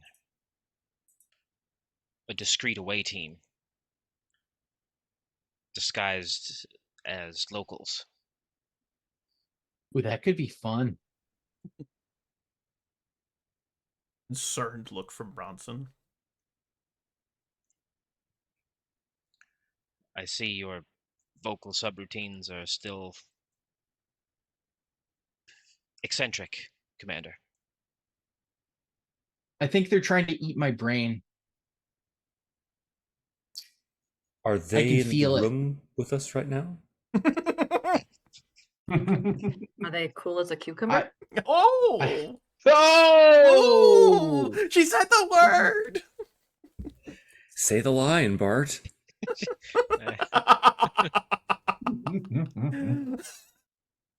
I hadn't considered that they might be in the room. Is it one of you? Lieutenant, what's the status of the warp drive? Bronson types up, assuming the question is for her. Yeah, he's looking directly at her. Well, if he was going to talk to Flitz, he would refer to him as Commander, so... Good news and bad news, sir. We can get the warp core reactivated. We simply don't have any deuterium. All of it, when that energy wave hit us, reserves everything. Completely rendered useless. What about the antimatter? Have enough, but need deuterium. Right? Don't they use deuterium in warp cores? Or am I Yeah, completely yeah. fucking insane? Deuterium and It's anti-deuterium. deuterium Okay, and all right. antideuterium. The antimatter is fine. I had like a little brain fart. I'm like, am I sounding like a Star Trek idiot? I was like, no, There I you was go. right. Okay. Whew. Oh my god, I had a mini panic attack, and they're all looking at me like I'm crazy. I was like, well, I am, but that's a good crazy. No, so yes, deuterium Crazy. completely I was fucked. crazy once. Good news. Anti-deuterium. Antimatter, plenty, all fine, functional, but we have no deuterium. Interestingly enough, Go ahead. I was just going to say, in character, that should be relatively easy enough to secure on the planet itself. bingo. you are picking up some very strong readings of very prime and pristine deuterium. You guessed it, near a certain energy barrier. That's probably a certain prison. Convenient railroading. Good job, Game Master. Hmm. Choo choo. Whoop, whoop. Chugga. Mhm. Hey, if you Well. want your party to go to a place, put the thing they need right by the place you want them to go. No. What I'm Have hearing- whoever's in that place steal something from the players, and they will hunt him forever. Yeah. What I'm hearing right now is that Lieutenant Phelan needs to jump on the torpedo launchers. Yeah, it's just Doctor Strange. Doctor Strange love it, yeah. There's no That's where he fighting in the gets war room. cowboy hat from. Yeah. The replicators, I replicated the it for him. replicators are off right now. He must have brought that with him. Yeah. I don't know why that's funny. Yes, so you have picked up heavy deposits of it. Probably because these people have never used it. Because they don't need to. Makes sense.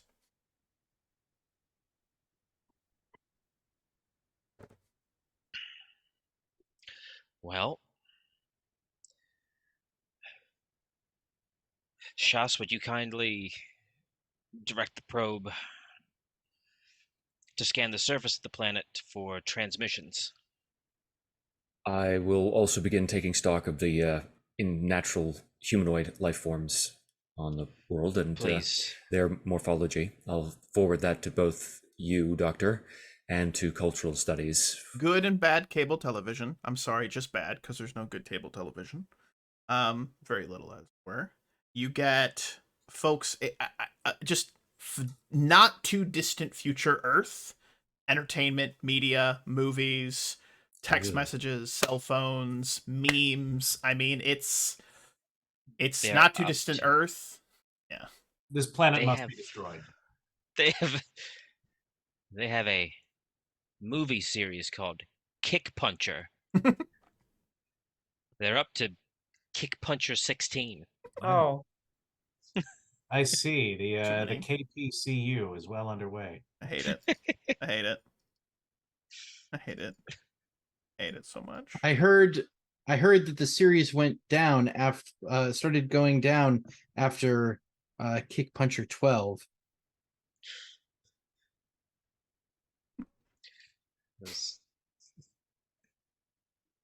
Captain, I am not sure why this cat wants a cheeseburger. oh my God. Have you ever had a cheeseburger, Lieutenant? They're delicious. It was my assumption that everybody wanted a cheeseburger. Good night, I everybody. cannot decide if you are being serious or not. This is a very serious show. Replicator, order of cheeseburgers all around. Boop. It fails because Error. there's no power. Damn Very it. little power. Yeah. Right, now we have to go raid the planet.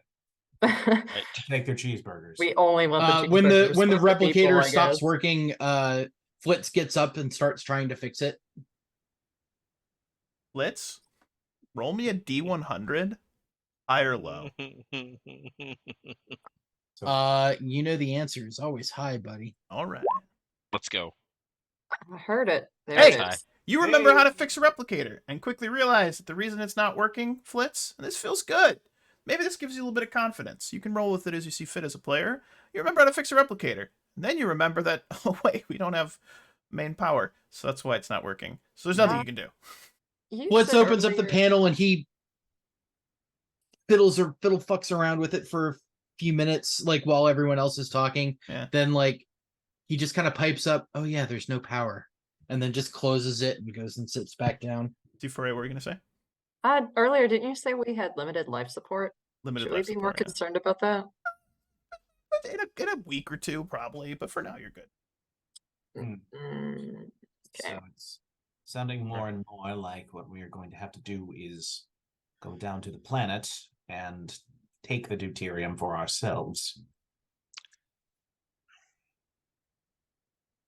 Perhaps we can do so in a non-aggressive way, but ultimately we Well. will have to obtain some. If we can locate a source that's away from any populated area, that would be ideal. relatively speaking, it's a barely habited planet. Earth has, what, 16 billion people living on it? There are only a few 100,000 life forms on the planet. I'm certain that we can find a source that's well out of the way, particularly because their cities are all clustered around these, well, power generation systems.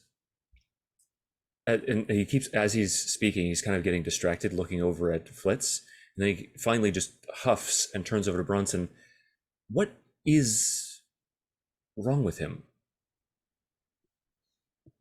Someone's eating my brain. She just motions. Shrugs. Has anyone checked on the location of Dr. Harak? Oh, for goodness sake. That's hilarious.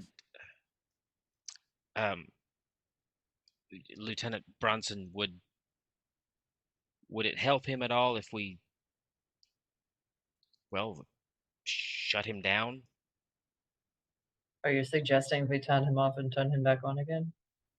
No, I'm suggesting that we turn him off until we figure out how to repair the damage. I don't fully understand how he works, Captain. But my fear is that if we turn him off, we might not get him back on again. Some of his subroutines that help him save and store data are, well, they're disappearing, sir. So if we turn him off, Flitz might be gone. Why, though? Well, it sounds to me like if we leave him on, he will be gone. You're the captain, sir. It's a real head scratcher. Shash is going to take out a tricorder and scan him, not for the technology, but for anything that might be influencing him from an external perspective, because he's suggesting that something is eating his brain. Perhaps he's actually onto something. Is there something that is actively degrading his difficulty at 2? Let's go. Finally, somebody does a thing. Woo! Science. Cool as a cucumber. Die. Yeah, let's go. Cool as a cucumber. Hold on here. Sensor operations as a focus. Yes. And we get that momentum back. Wow, perfect. Done. There is a signal. There is a, like, imagine if there was a swarm of mosquitoes around his head. It almost seems like there's like a swarm of nanites that are swirling around him like a cloud. And there's a signal. That signal goes, you guessed it, back to the planet. And you know where it goes on the planet? Back to that weird prison thing. It's actually penetrating that shield. Hold on. Dun, dun, dun. Weird. I would like to use the shuttle's sensors to scan the rest of the ship in order to ascertain whether these nanites are present anywhere else. No, just around him. Fascinating. Perhaps attracted to his positronic brain? That is a reasonable supposition, yes. With my free question, is there anything... Captain gets the raid. Is there anything that I can do in terms of an interference pattern, or is there something that we know of that could block the signal between the nanites and the planet? You remember how, like, those cubes, like the tesseracts were there and not there? Every time you start to, like, come up with a theory to block them, they're not there. And then you stop, and then they're there again. It's almost like they're reacting to you. So, short answer, no. Schrodinger's nanites. Correct. Yeah. On a similar subject, there is another android aboard the ship in operations. Is that unit being affected as well? Ask a question again. You cut out for a second to me. The other android on the ship, Siri S, is just Siri. Siri. Is that unit being affected as well? You know what? You're not picking up that unit presently. Oh. Just Captain taps his comm badge. Hey Siri, play Wonderwall. Wish you would step back from that ledge. That's not Wrong Wonderwall. song. I don't know. Wrong song. It felt right. Okay, the nanites are affecting Siri too. Today is gonna be the day that they're gonna throw it back to you. Okay, There it so is. Siri no, would like she's- to answer for herself if she's available. So Siri's not on board? I don't know. I don't know because you said that you didn't read her signal, so I don't know if she is online or not. So, if you could ask the ship's computer, you could determine that, but we're not sure. Oh damn. So I guess there's no answer. Short answer. You could send a security team to go like find her. Didn't I already send a security team to sweep the entire ship? You did. So you can ask that security Add a team like, tab. "Where's Suri?" Well, to just reason here. Yeah, she is found in her quarters and she's offline, and just Okay. offline. Not Can't boot her not back useful up. to this episode. Don't worry about it. Don't worry about it. Okay. She'll probably be fine later. Well, Captain, with your permission, I would like to organize the hazard team to prepare for a landing near the source of this intrusion. Permission granted. Everyone pick their people. Yeah. Did everyone pick their hazard team? I only saw I three did not. people. I'm Ooh. sorry. I did. I picked Dottig because Well, I think this is a fantastic moment for a quick 5 to 10 minute break while Mhm. our players get ready to inhabit their hazard team characters, which I'm pretty excited about. We're going to see what happens with this hazard team. And we're going to be back here in a little bit. But with that being said, stick around. We'll be back in about 10 minutes for part 2 of our session. And thanks for sticking with us. I'm having a good time. I hope you guys do. With that being said, here we go.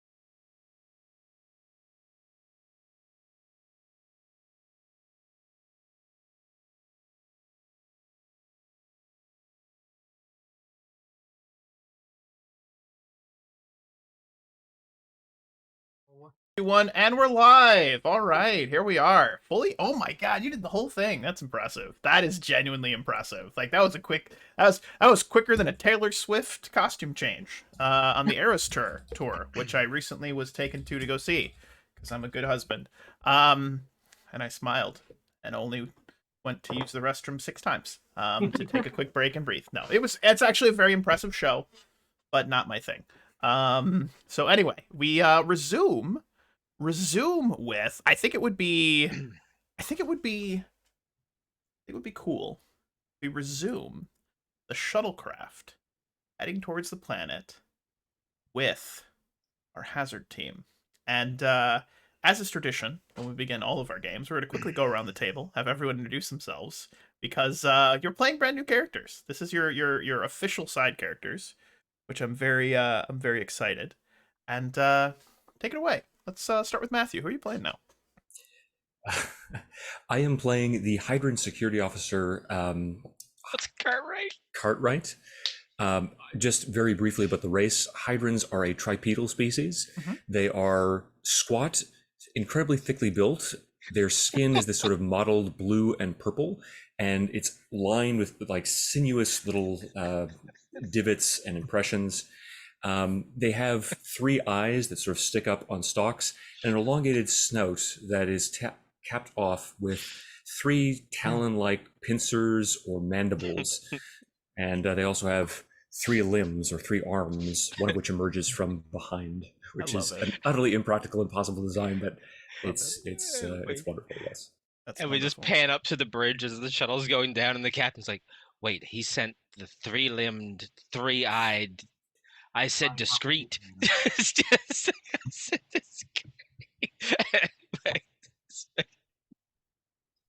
I love Cartwright. We'll put a sheet over him and pretend A ghost. We'll put a tarp on him. I love Cartwright. I think he'll be staying behind on the shuttle, but Aaron, take it away. Yeah, I'm right now. I'm going to be playing Dr. Keeve Dottig, a Tellarite physician with the temperament of a Tellarite physician. For anybody that doesn't know, Tellarites, they are a vaguely porcine race. Short, probably probably don't get much past 5 feet tall, and just exceedingly hairy, especially and argumentative. And yeah, consider arguing. Arguing is like the national pastime of Teller Prime. Like, they love arguing. They fought wars over what language is the correct one to use. So he loves it, and he's ornery, and I love him, and I'm happy he's back. we just please no court-martial episodes on this series. Depending on how this away mission goes. True. Tellarites are fun. They're super fun. I love them. Who's next? Drew, take it away. I am playing Lieutenant Tashu. He is a Tamarian pilot of the shuttle. The Tamarians are the people who speak only in cultural references and memes. Nice. So I'm really hoping I can pull this off. Interesting. We'll see. Schmandy. Schmandy, I am still playing Lieutenant Phelan, the commander of this motley band. Like it. Good. And C4A. I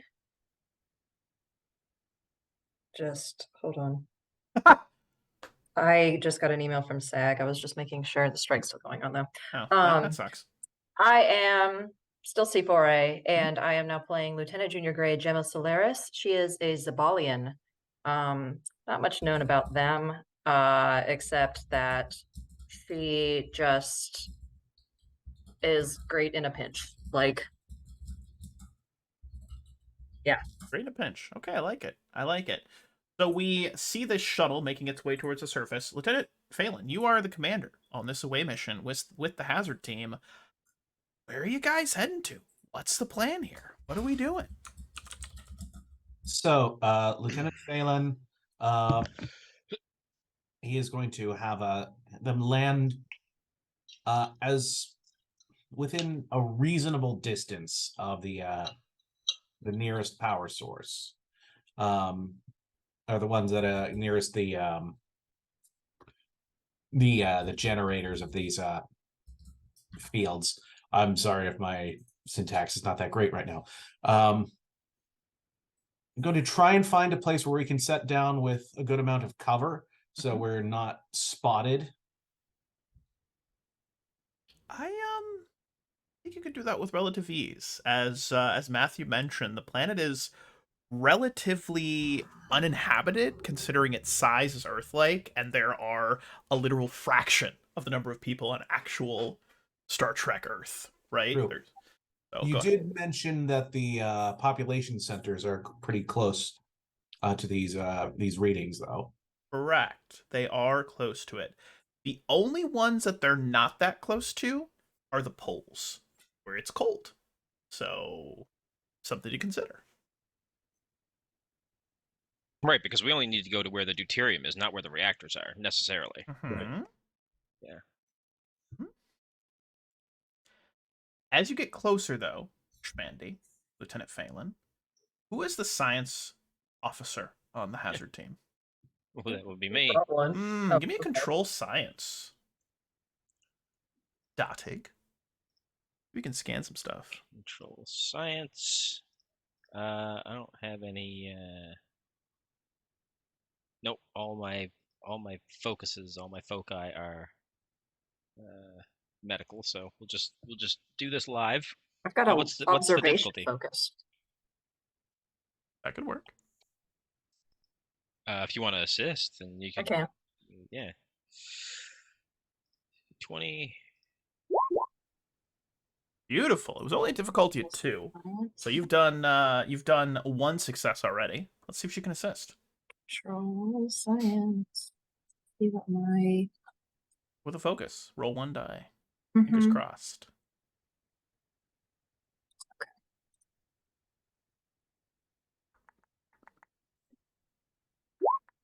Oof.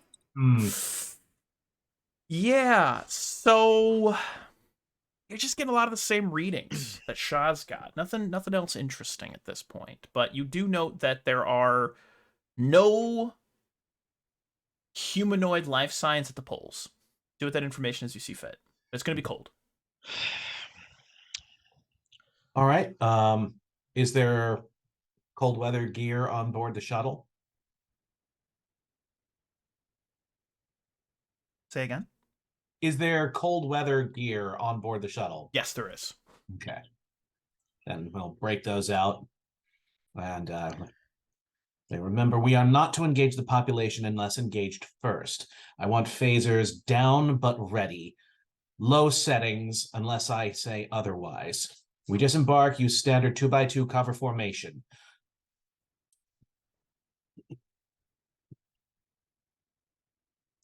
Sir, One of Cartwright's could I point massive out something? palms raises up. There are 5 of us. Yes, one of us will remain aboard the shuttle in case we need to make a quick escape. And who will be enjoying that dubious honor, sir? For the sake of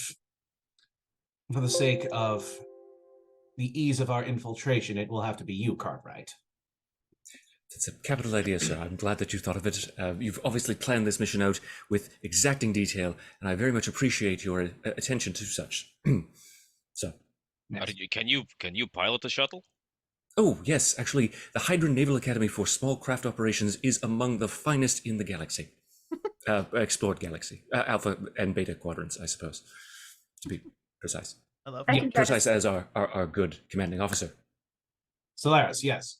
I can try to set him up with a souped up sensor array.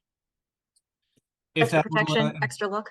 that will improve our chances at any potential threat detection, then yes, by all means. Our mission, as it is to determine what is causing the disturbances on this planet, as well as locate any deposits of deuterium that we can obtain for the Erebus. If at all possible, we will avoid confrontation with the local populace in accordance with the Prime Directive. Then I would suggest a tricorder on wideband scanning. We should be able to evade them rather easily. I mean, they don't even have a warp drive. Very good. To be fair, we don't know very much about this species at all, about their morphology, their biology. Maybe they happen to like the cold? And yeah, Wolf Datig's gonna break out his tricorder and see if there are any humanoids in the area. No. Well, theory disproven then. There is just a big. I want you to imagine like a Pentagon style building. All right. And there is a large square structure inside of like that open area in the Pentagon. This is what these power stations look like. And it just looks like a massive facility. And your sensors, your scans would pick up there is an entrance. There are a set of doors, for lack of a better term for it. There's doors that would allow you in. Right. We'll be setting down soon. Keep your heads on a swivel. Trust your training. Trust each other.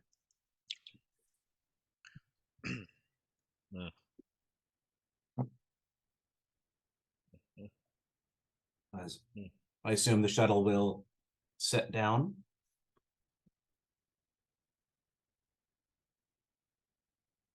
Yes, the shuttle sets Yes, down. as Like we TV? Exactly. Yeah. as we No, it crashes and burns. All right, back to the Erebus. Good And job, the everybody. signal from the away team just vanishes. All right. Thanks, guys, for putting all that thought and effort into this hazard team. They're dead now. Moving on. No. Mhm. Double Well, they served their 20s. purpose. You know, they went into the hazardous situation, they died instead of the command crew. All works out. I mean, really, this is a win for America. So there you go. None of us are American on this away team. America is depending on me, and by America I mean the world.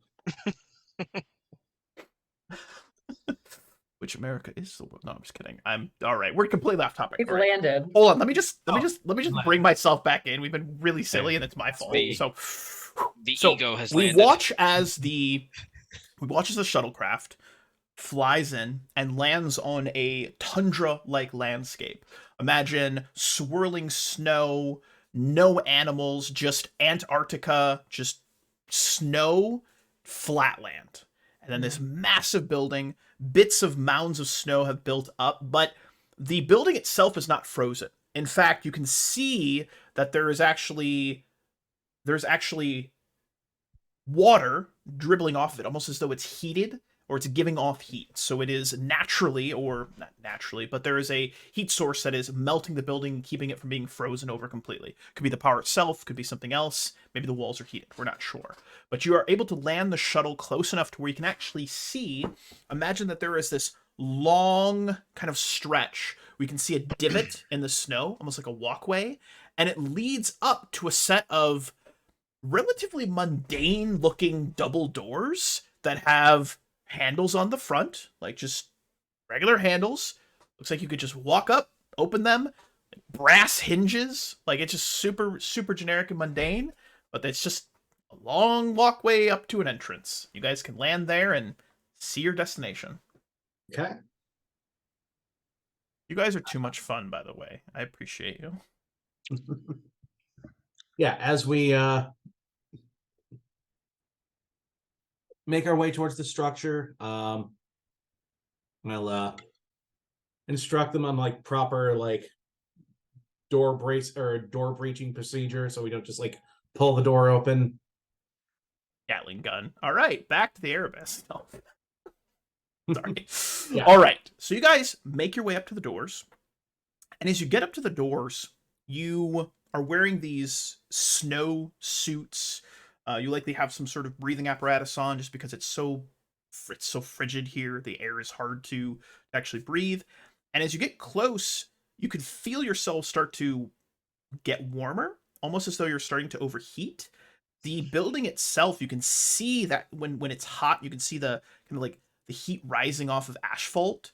It's like that effect, but off the side of the building. So it's very, very warm. It's not warm enough to burn or hurt or cause any sort of medical concern, but it is definitely giving off a heat signature, as it were. We don't know what kind of security system these power stations may have. I suggest you don't touch anything. Cartwright again raises actually the hand at his back, kind of weirdly bends almost backwards and sticks up. Yes, Cartwright. Sir, considering that I have, I believe, the most tactical experience next to yourself, of course, would you like me to take point? Yes, I believe so. Very good, sir. Thank you. Was he not staying with the shuttle? Yeah. There weren't any life signs nearby. I don't believe the risk is particularly high. The more the Yes, sir. merrier.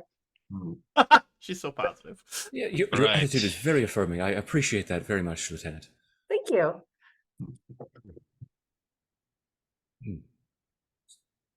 So Cartwright is actually, I guess, going to go up to that door and using appropriate caution will, I suppose, enter into the facility. So you go, open the door, and it opens. Not even difficult. It just swings open, and you look inside, and there's a long hallway. The walls itself, I want you to imagine government building, like feng shui, or lack thereof.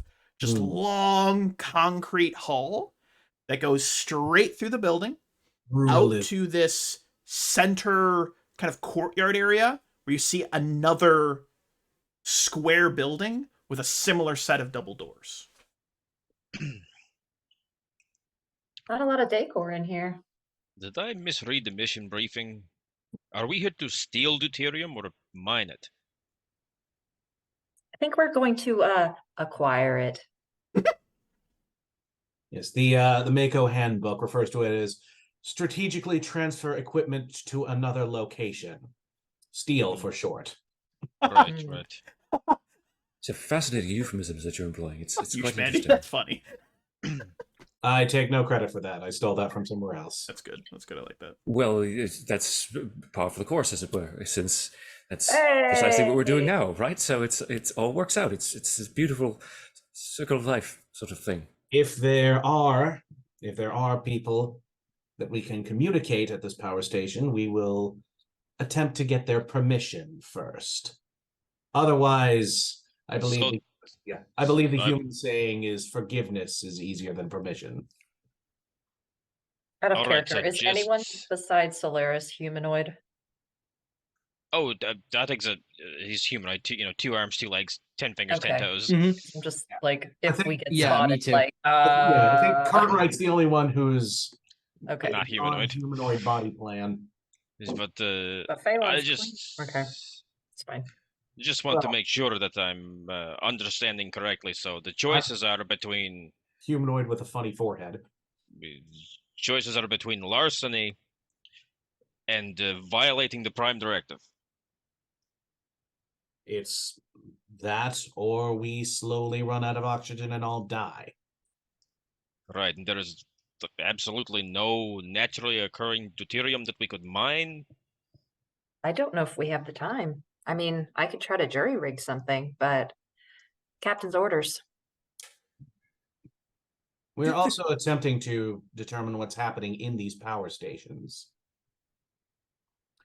Because even if we can get the ship up and running, we may not be able to escape whatever this pocket dimension or whatever it is. Well, you're in charge, sir. It's far be it for any of us to question your orders, so you are the chief of security and the individual who organized the hazard team in the first place. Well, Yes, the man Needs who makes us me time. run laps around deck 23 every morning. At your least you only have two project is limbs. Do you understand how difficult it is to run with three? We are built for endurance, not for speed. Is Well- there a central computer hub anywhere in the vicinity that while they're talking, Yes. I can Let's go? find out. Let's proceed. Interesting. So you got your tricorder. Let's Okay. walk and talk. You got your shall we? tricorder out. You're making your way down the way. Standing in the And lobby. as you are looking at this square building, you're walking down the hallway, and it's a good 400 feet. Let's call it 400 feet from the doors you just entered in. You walk, you walk, you walk, you walk, you walk. You get 5 feet, a D&D square away from walking into the courtyard. And your tricorder starts to go beep, beep, beep, beep, beep, beep, beep, beep, beep, beep. It's picking up some sort of energy signature right in front of you. And as you look up, there is this mirage-like wavering, and it seems like there is an illusion or a hologram of some sort, and that what is actually in the center is something different. You see for a brief moment what appears to be a smaller version of those tesseracts, but that is stable and in the center of this courtyard, in the middle of this pentagon-like structure.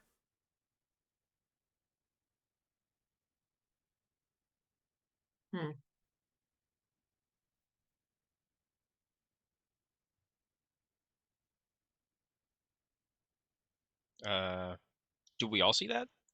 She does. She's close enough. Nobody else does. You're all Okay. arguing Oh. about, I don't know, Oh. what Right, it right, look like. Then I will, sorry, No, it's fine. Lieutenant, Hmm. Lieutenant Phelan, Yes. and then she will, point out what she discovered. All right. For the DM, does it stretch all the way across, as in we can't go around it? Correct. So it's all the way across the entrance. Okay. Imagine there is a... Okay, it's kind of like Inception. Like there's a pocket universe inside the pocket universe, Yeah. inside the planet. That's what you're seeing. It's like a mini version of what you guys are in. That's what you're looking at. It's like a Russian nesting doll. Correct. Lieutenant, just based on preliminary discovery, I would suggest that we stick close together just in case one of us doesn't fall into another, I guess, dimension, as it were, Mhm. without any means of finding their way back. Phelan will check about his person for something that he can consider expendable, like a canteen or something like that. Sure. You have like 20 daggers on you. You're a Klingon. You have an extra Sure, dagger you I'm can loaded toss. up. Amazing. He will take one of them. You've got the Russian nesting doll dagger. He will gesture for everyone to take, a few paces back. Mhm. And then he will just toss it towards the It's the precipice, vanishes. There is a slight wobbling, like the energy field wobbles, almost like a curtain, and then it's gone. Could we perhaps make a signal that goes along with the same frequency of this this? Well, if we assume it works in the same basic principle as our own hologram technology, then let me press the I techno should have babble done button. that. Yeah. Yep. If That is available. if we intensify the master osmotic frequency discriminator, we should be able to disrupt the holographic projection. But I will need the help of everybody in their tricorders to do this. All right, Well, it's tricorder. Control engineering, difficulty of 2. Perfect. Then I'm gonna use my talent. I'm a doctor, not an engineer, and this check will substitute my medicine for my engineering. Brilliant. Amazing. Brilliant. Is everyone assisting? I we think do we can that? only have one One assist. person can assist, yep. And it's control engineering. Mm-hmm. Phelan will just have everyone else provide cover for them. Just kind of do a Charlie. Yeah. Pose. I'm- And don't forget, difficulty of 3. Yeah, I'm gonna But spend that. Shaz gave you the ability to interacting with this, so now it's a difficulty 2. Don't Perfect. forget. I'm still gonna spend that point of momentum for an extra D20. Perfect. As the engineer, can I assist? Absolutely. I see no reason why not. It makes sense. Control. By the way, impressive costume change, dude. That was fast. Oh yeah. 10 out of 10. Yeah, 100%. At least someone's into it. I'm not even wearing a costume. Oh my god. Oh wow! What? Oh, whoa. Oh, you- no! Wait, Let's wait. go. Man. You set it to engineering of 1. Oh, I did. I rolled it with engineering. Yes. That's me. All right, That's I'll let you. mulligan there, I yeah. mean, that is still a 20, but I'll let you re-roll it. We'll give you. Alright. We'll give you a mulligan. that was Okay. fun. though. Control medicine. Uh. That was horrifying. That was an 18, a 16, and oh, that Okay. was bad. That would have been bad either way, but Can I thankfully this still use mulligan is here. observation for a focus? I would say yes, absolutely. Yes, Sifure. Dang it. It's I okay. am not helpful. That's all right. So, the good news is, you do succeed. You're able to disrupt the field. Also, in tandem to disrupting this field, you actually pick up additional field that was hidden behind it, which I want you to imagine that had you walked through it, it would have microwaved you. All right? Oh. So you see the dagger. Oh, it's It's the first door in the Tomb of Horrors. It is Oh, yeah. it is crispy and Oh. burned and almost looks like it was almost turned to ash. Ooh, Kentucky So Fried good news, you didn't just walk into it. But as the field is disrupted and the holographic image along with this microwave field is disrupted, you see a massive tesseract slightly undulating right in the center of this Pentagon facility, like in the middle of this courtyard, beyond the precipice, about 100 feet in front of you. Can our communicators reach the Erebus? Do we want to, since we're on a stealth mission? Let me think about it. So communications, power systems down. I would say no. You guys are out of communication range. You'd have to go back to the shuttle to have enough power to do that. It's going to be on us to check this out then. Super secret away mission. Cool. Nice. Super serial. I'm imagining that's in character. That was a Mm-hmm. reference. Cultural reference. So, GM, since this was basically a holographic slash cloaked like tesseract, like Centaurum tesseract, could it somehow have been giving us false readings about what this power source was? Like, we thought it was cold fusion.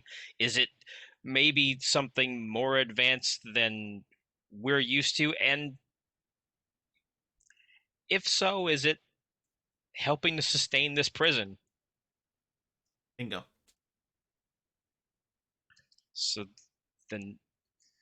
So yeah, his Datig's gonna show Lieutenant Phelan his tricorder and say, "Sir, I think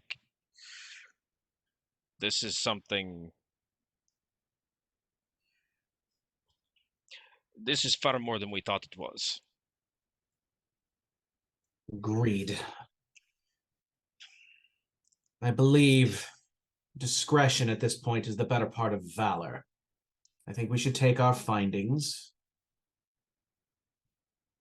See if there is there any other part of this facility that we can reach? Yeah. From here?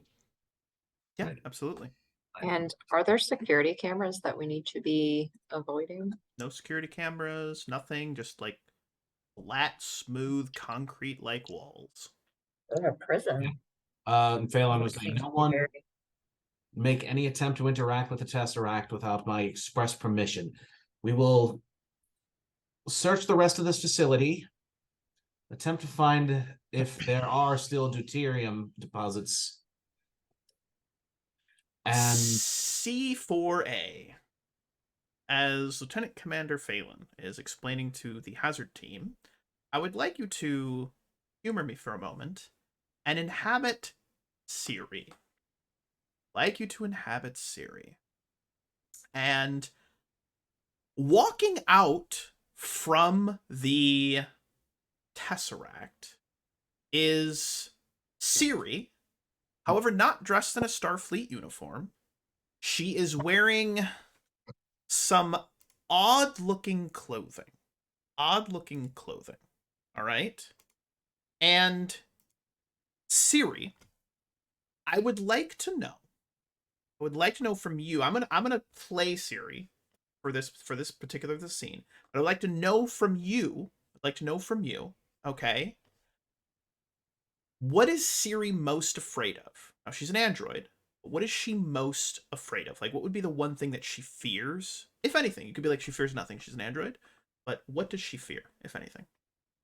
I'm looking at her bio. Please. Now she is dressed in a red kind of Victorian looking like robe. She has this like white shirt with like a little cordage kind of like pulling it tight. She has a little cane with a blue orb that she's carrying in her right hand and like weird reptile almost like fur scarf around her. She looks very regal and very ostentatious as she walks out, just kind of phases through this tesseract and walks forward. But what does she fear? Ciri was in a previous accident on board a previous ship, and most of her memory was wiped from that. So whatever has leaked through, she is... I mean, part of her wants to figure out what's gone. Yes. But she's part afraid of her is of losing afraid of... her memory. So that's what she fears. That's brilliant. I'm going to have to figure out how to work with that. I like it. So she steps forward, and there is a moment where you see her. The crew would recognize this person. Some of you maybe interacted with her at some point. And Ciri looks very, very confused. She looks around. She looks down. She holds her staff for a moment. And she calls out to the hazard team. And she simply says, I can't remember. I can't remember, but we must remember. What is forgotten has to be remembered, because if it's not remembered, then it's always forgotten. If it's forgotten, then we can't get home.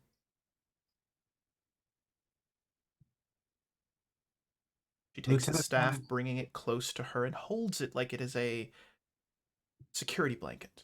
Something. Continue. Sorry, Lieutenant Phelan. Oh. Yeah, Phelan will, at this, sudden arrival of an unexpected person, one who looks like one of our crew, he will again say, gesture everyone, phasers down, but like Lieutenant Commander Ciri, is that you? Yes, but no, but yes, yes, no, I think I don't remember. I am me, but I'm also not me. I am trying to remember. Faces trapped behind mirrors, faces inside of mirrors, mirrors looking back but forward, endless. She turns and looks back at the Tesseract. Infinity. To infinity. We are going forward and always forward, but never backwards. We have to go backwards. We have to remember. She looks back at the Tesseract. What we lost. If we don't remember what we lost, then it's forever gone. Lieutenant Commander Ciri, are you implying that there are other people inside that Tesseract? Faces. Faces in a mirror. Trapped behind the mirror. Asking to be let free. But we can't. When we see them, they are always one mirror beyond. Forever going on into infinity. Faces behind... And she just continues to repeat herself over. Faces behind a memory. If we can't remember, faces? We can't. Say again? Familiar faces? I don't... Yes? I think... Faces that want to be remembered. Faces that want to be free. Faces that are trapped. Faces that need to not be trapped. They They can talk. They can talk. They can talk. I could talk. We're talking. And then just blithering, just confusion, But repetition of these weird phrases, these just over and over and over again, faces and in a mirrors very and mechanical memories. way, like Very, like a computer stuck on a loop. Exactly, C4A. Mm-hmm.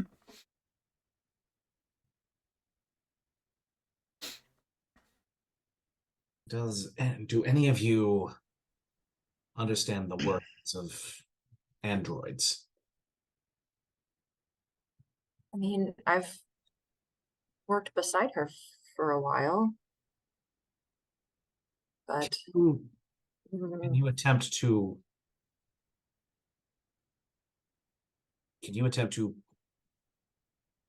ease her condition? I can try. I'm still not convinced this is actually her. She seems Or am I? more emotional than our Siri. Keep a safe distance, but if she recognizes you, you may be able to get through to her.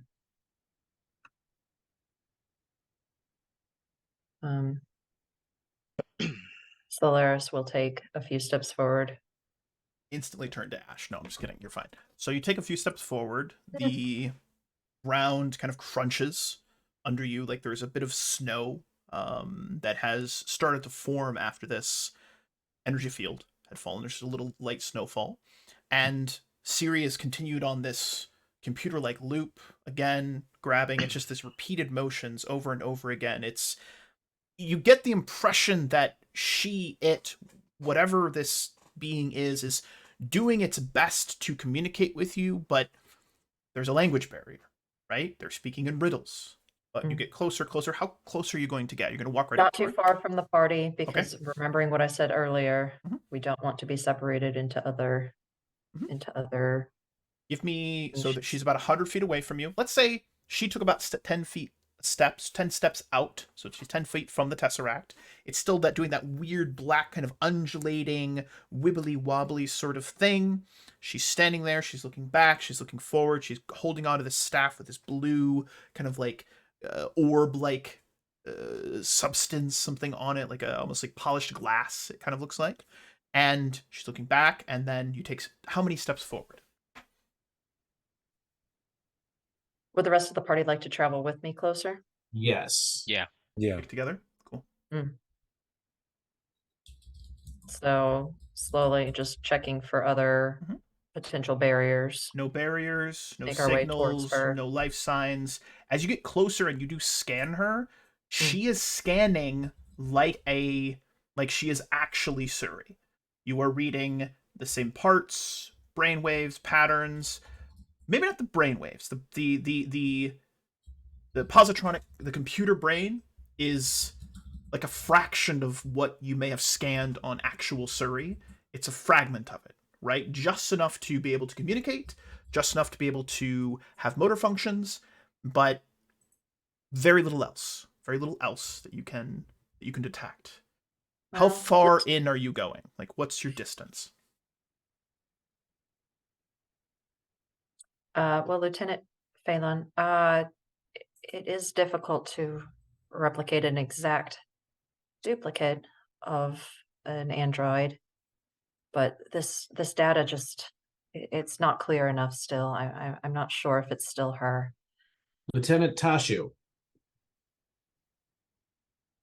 Lieutenant Tashu. Tashu. Sir. You speak in riddles and references. Perhaps you can help decipher what she is trying to tell us. I could give it a shot. Give me a reason. Oh man, what's a good one on this? Reason command? Wait, that's a tough one. What would you guys suggest for like decoding riddles? Is there a check for that? I think that would either be like con or science. Science? Maybe insight. I would say it would be more like insight. Sure. Insight con. I like that. Or if you wanted to consider it a social conflict, Yeah. then it would be the discipline would be command. If I brought Or Devereaux science as a focus because in of- linguistics. I like insight command. Let's do insight command. That Yes. makes sense. Yeah, insight command. I like that. Okay. Yeah. I'm gonna say difficulty normally would be a 4. It's going to go down to a 2 because of that help. You don't have any momentum currently. You can have somebody assist if they want to, and then you could always give me threat to help decode this. I will give you a threat That's 3 dice. for another d20. Okay. And then if somebody would like to assist, Difficulty of 3 on My this. insight is good. My con is not. I have 3 con. I have 2, but my insight is I have 1. 11. Take it away, Matthew. Don't forget to level up these characters. Oh, that looks great, Tosh. Oh, yeah. Tashu's a vamp. He's like, oh, I get this. Amazing. There you go. Yeah, Tashu when Tashu, the walls fell. you shotgun when the walls fell. That is true. That is fantastic. So you very Why? quickly, Tashu, are able to. Socamp, his eyes open. That's brilliant. You very quickly realize that this duplicate, this whatever this is trying to ask for help, which I think was relatively obvious, but it is stating that there is someone stuck inside the Tesseract who wants to get free and needs your help to do so. That is what you determine. And that there is a door that leads inside. In fact, there are infinite doors that lead inside. And this person, this duplicate of Surrey, can show you the way. That is what they are saying to you. You need only follow. Mm.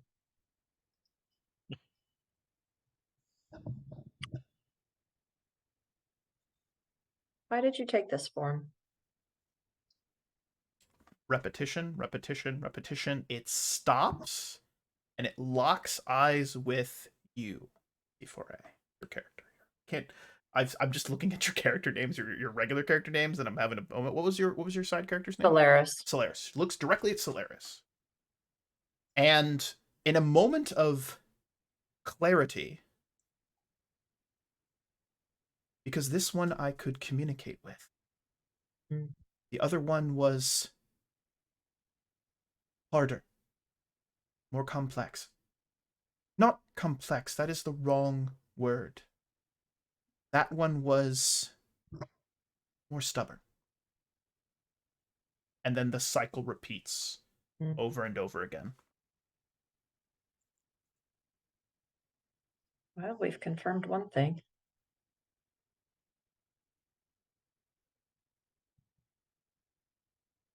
Pardon my ignorance, madam, but what have we confirmed? This isn't our crewmate. Oh, yes, quite. We've also confirmed that whoever is locked in this prison is also entirely willing to harm members of our crew and override their free will, even if this is not our crewmate, in order to secure its release. Yes. In the words of Lieutenant Tashu, I believe, Mira with sails unfurled. I was just, literally, it was the words getting ready to leave my mouth. Was Mirab with sails unfurled? My Let's apologies. But yes, I couldn't have said it better myself. Right. Well, in that case, yes. Perhaps there is another possibility to consider. I don't think we should get too close. No. Perhaps. Perhaps there is something we can put together that could go through these doors in our place. But I'm not positive that we would have a signal.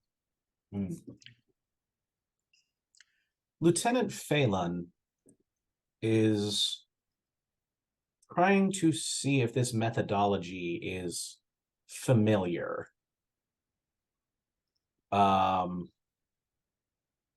Maybe insight, threat awareness? Insight, security, threat awareness. Yeah, difficulty of 2.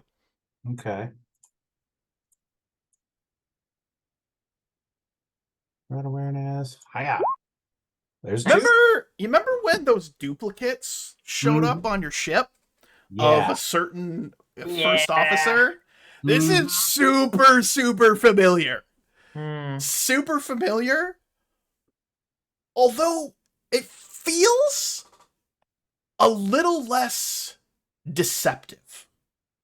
Like, I'm giving you a little bit more, maybe, like, because of the threat awareness. Like, this doesn't feel as deceptive or as...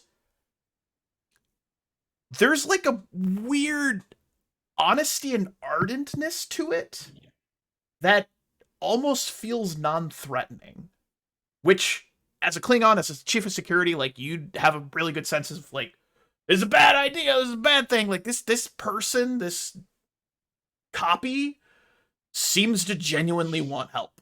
Like, and it doesn't give you the impression, like, that it's trying to deceive you in any way other than, please help me.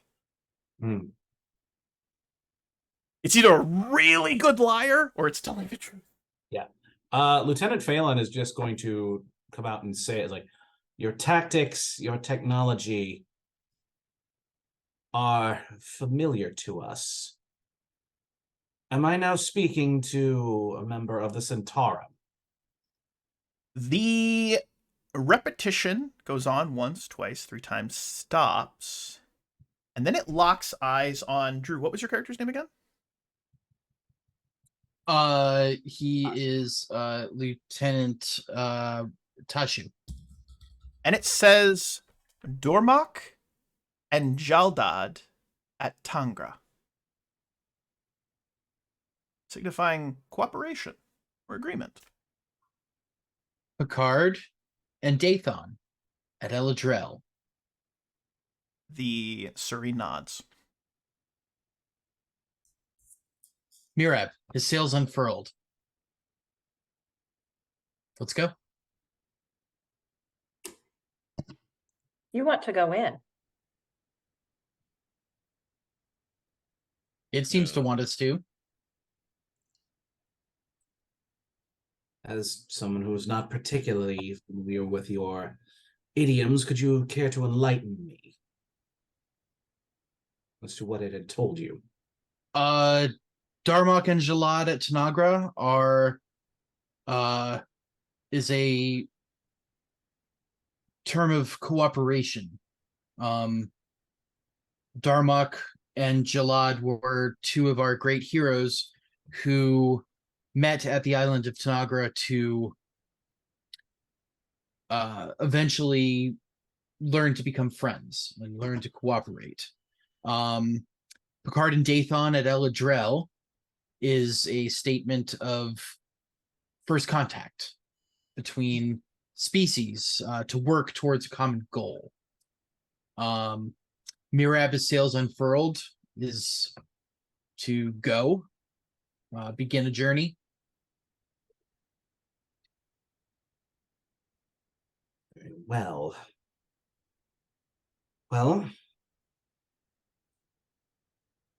Suppose if this is indeed something to do with the Centaurum, we should know as much about it as possible. If they truly do mean to cooperate with us, then they may prove most useful. Let us proceed. And our final scene is of the Hazard team approaching, very tactically, towards this Siri duplicate. Siri duplicate offering a somewhat, I would even describe it as a warm smile, turning, taking the staff, gently pressing this structure, this tesseract.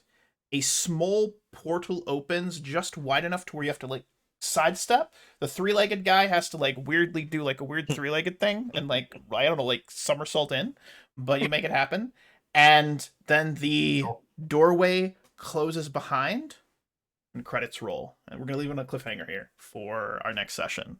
So absolutely great job, everybody. I love the Hazard team. You guys are super fun. It's cool to have this, like, side group that we can lean on sometimes. I'm excited. Thank you for leading into this. I really appreciate it.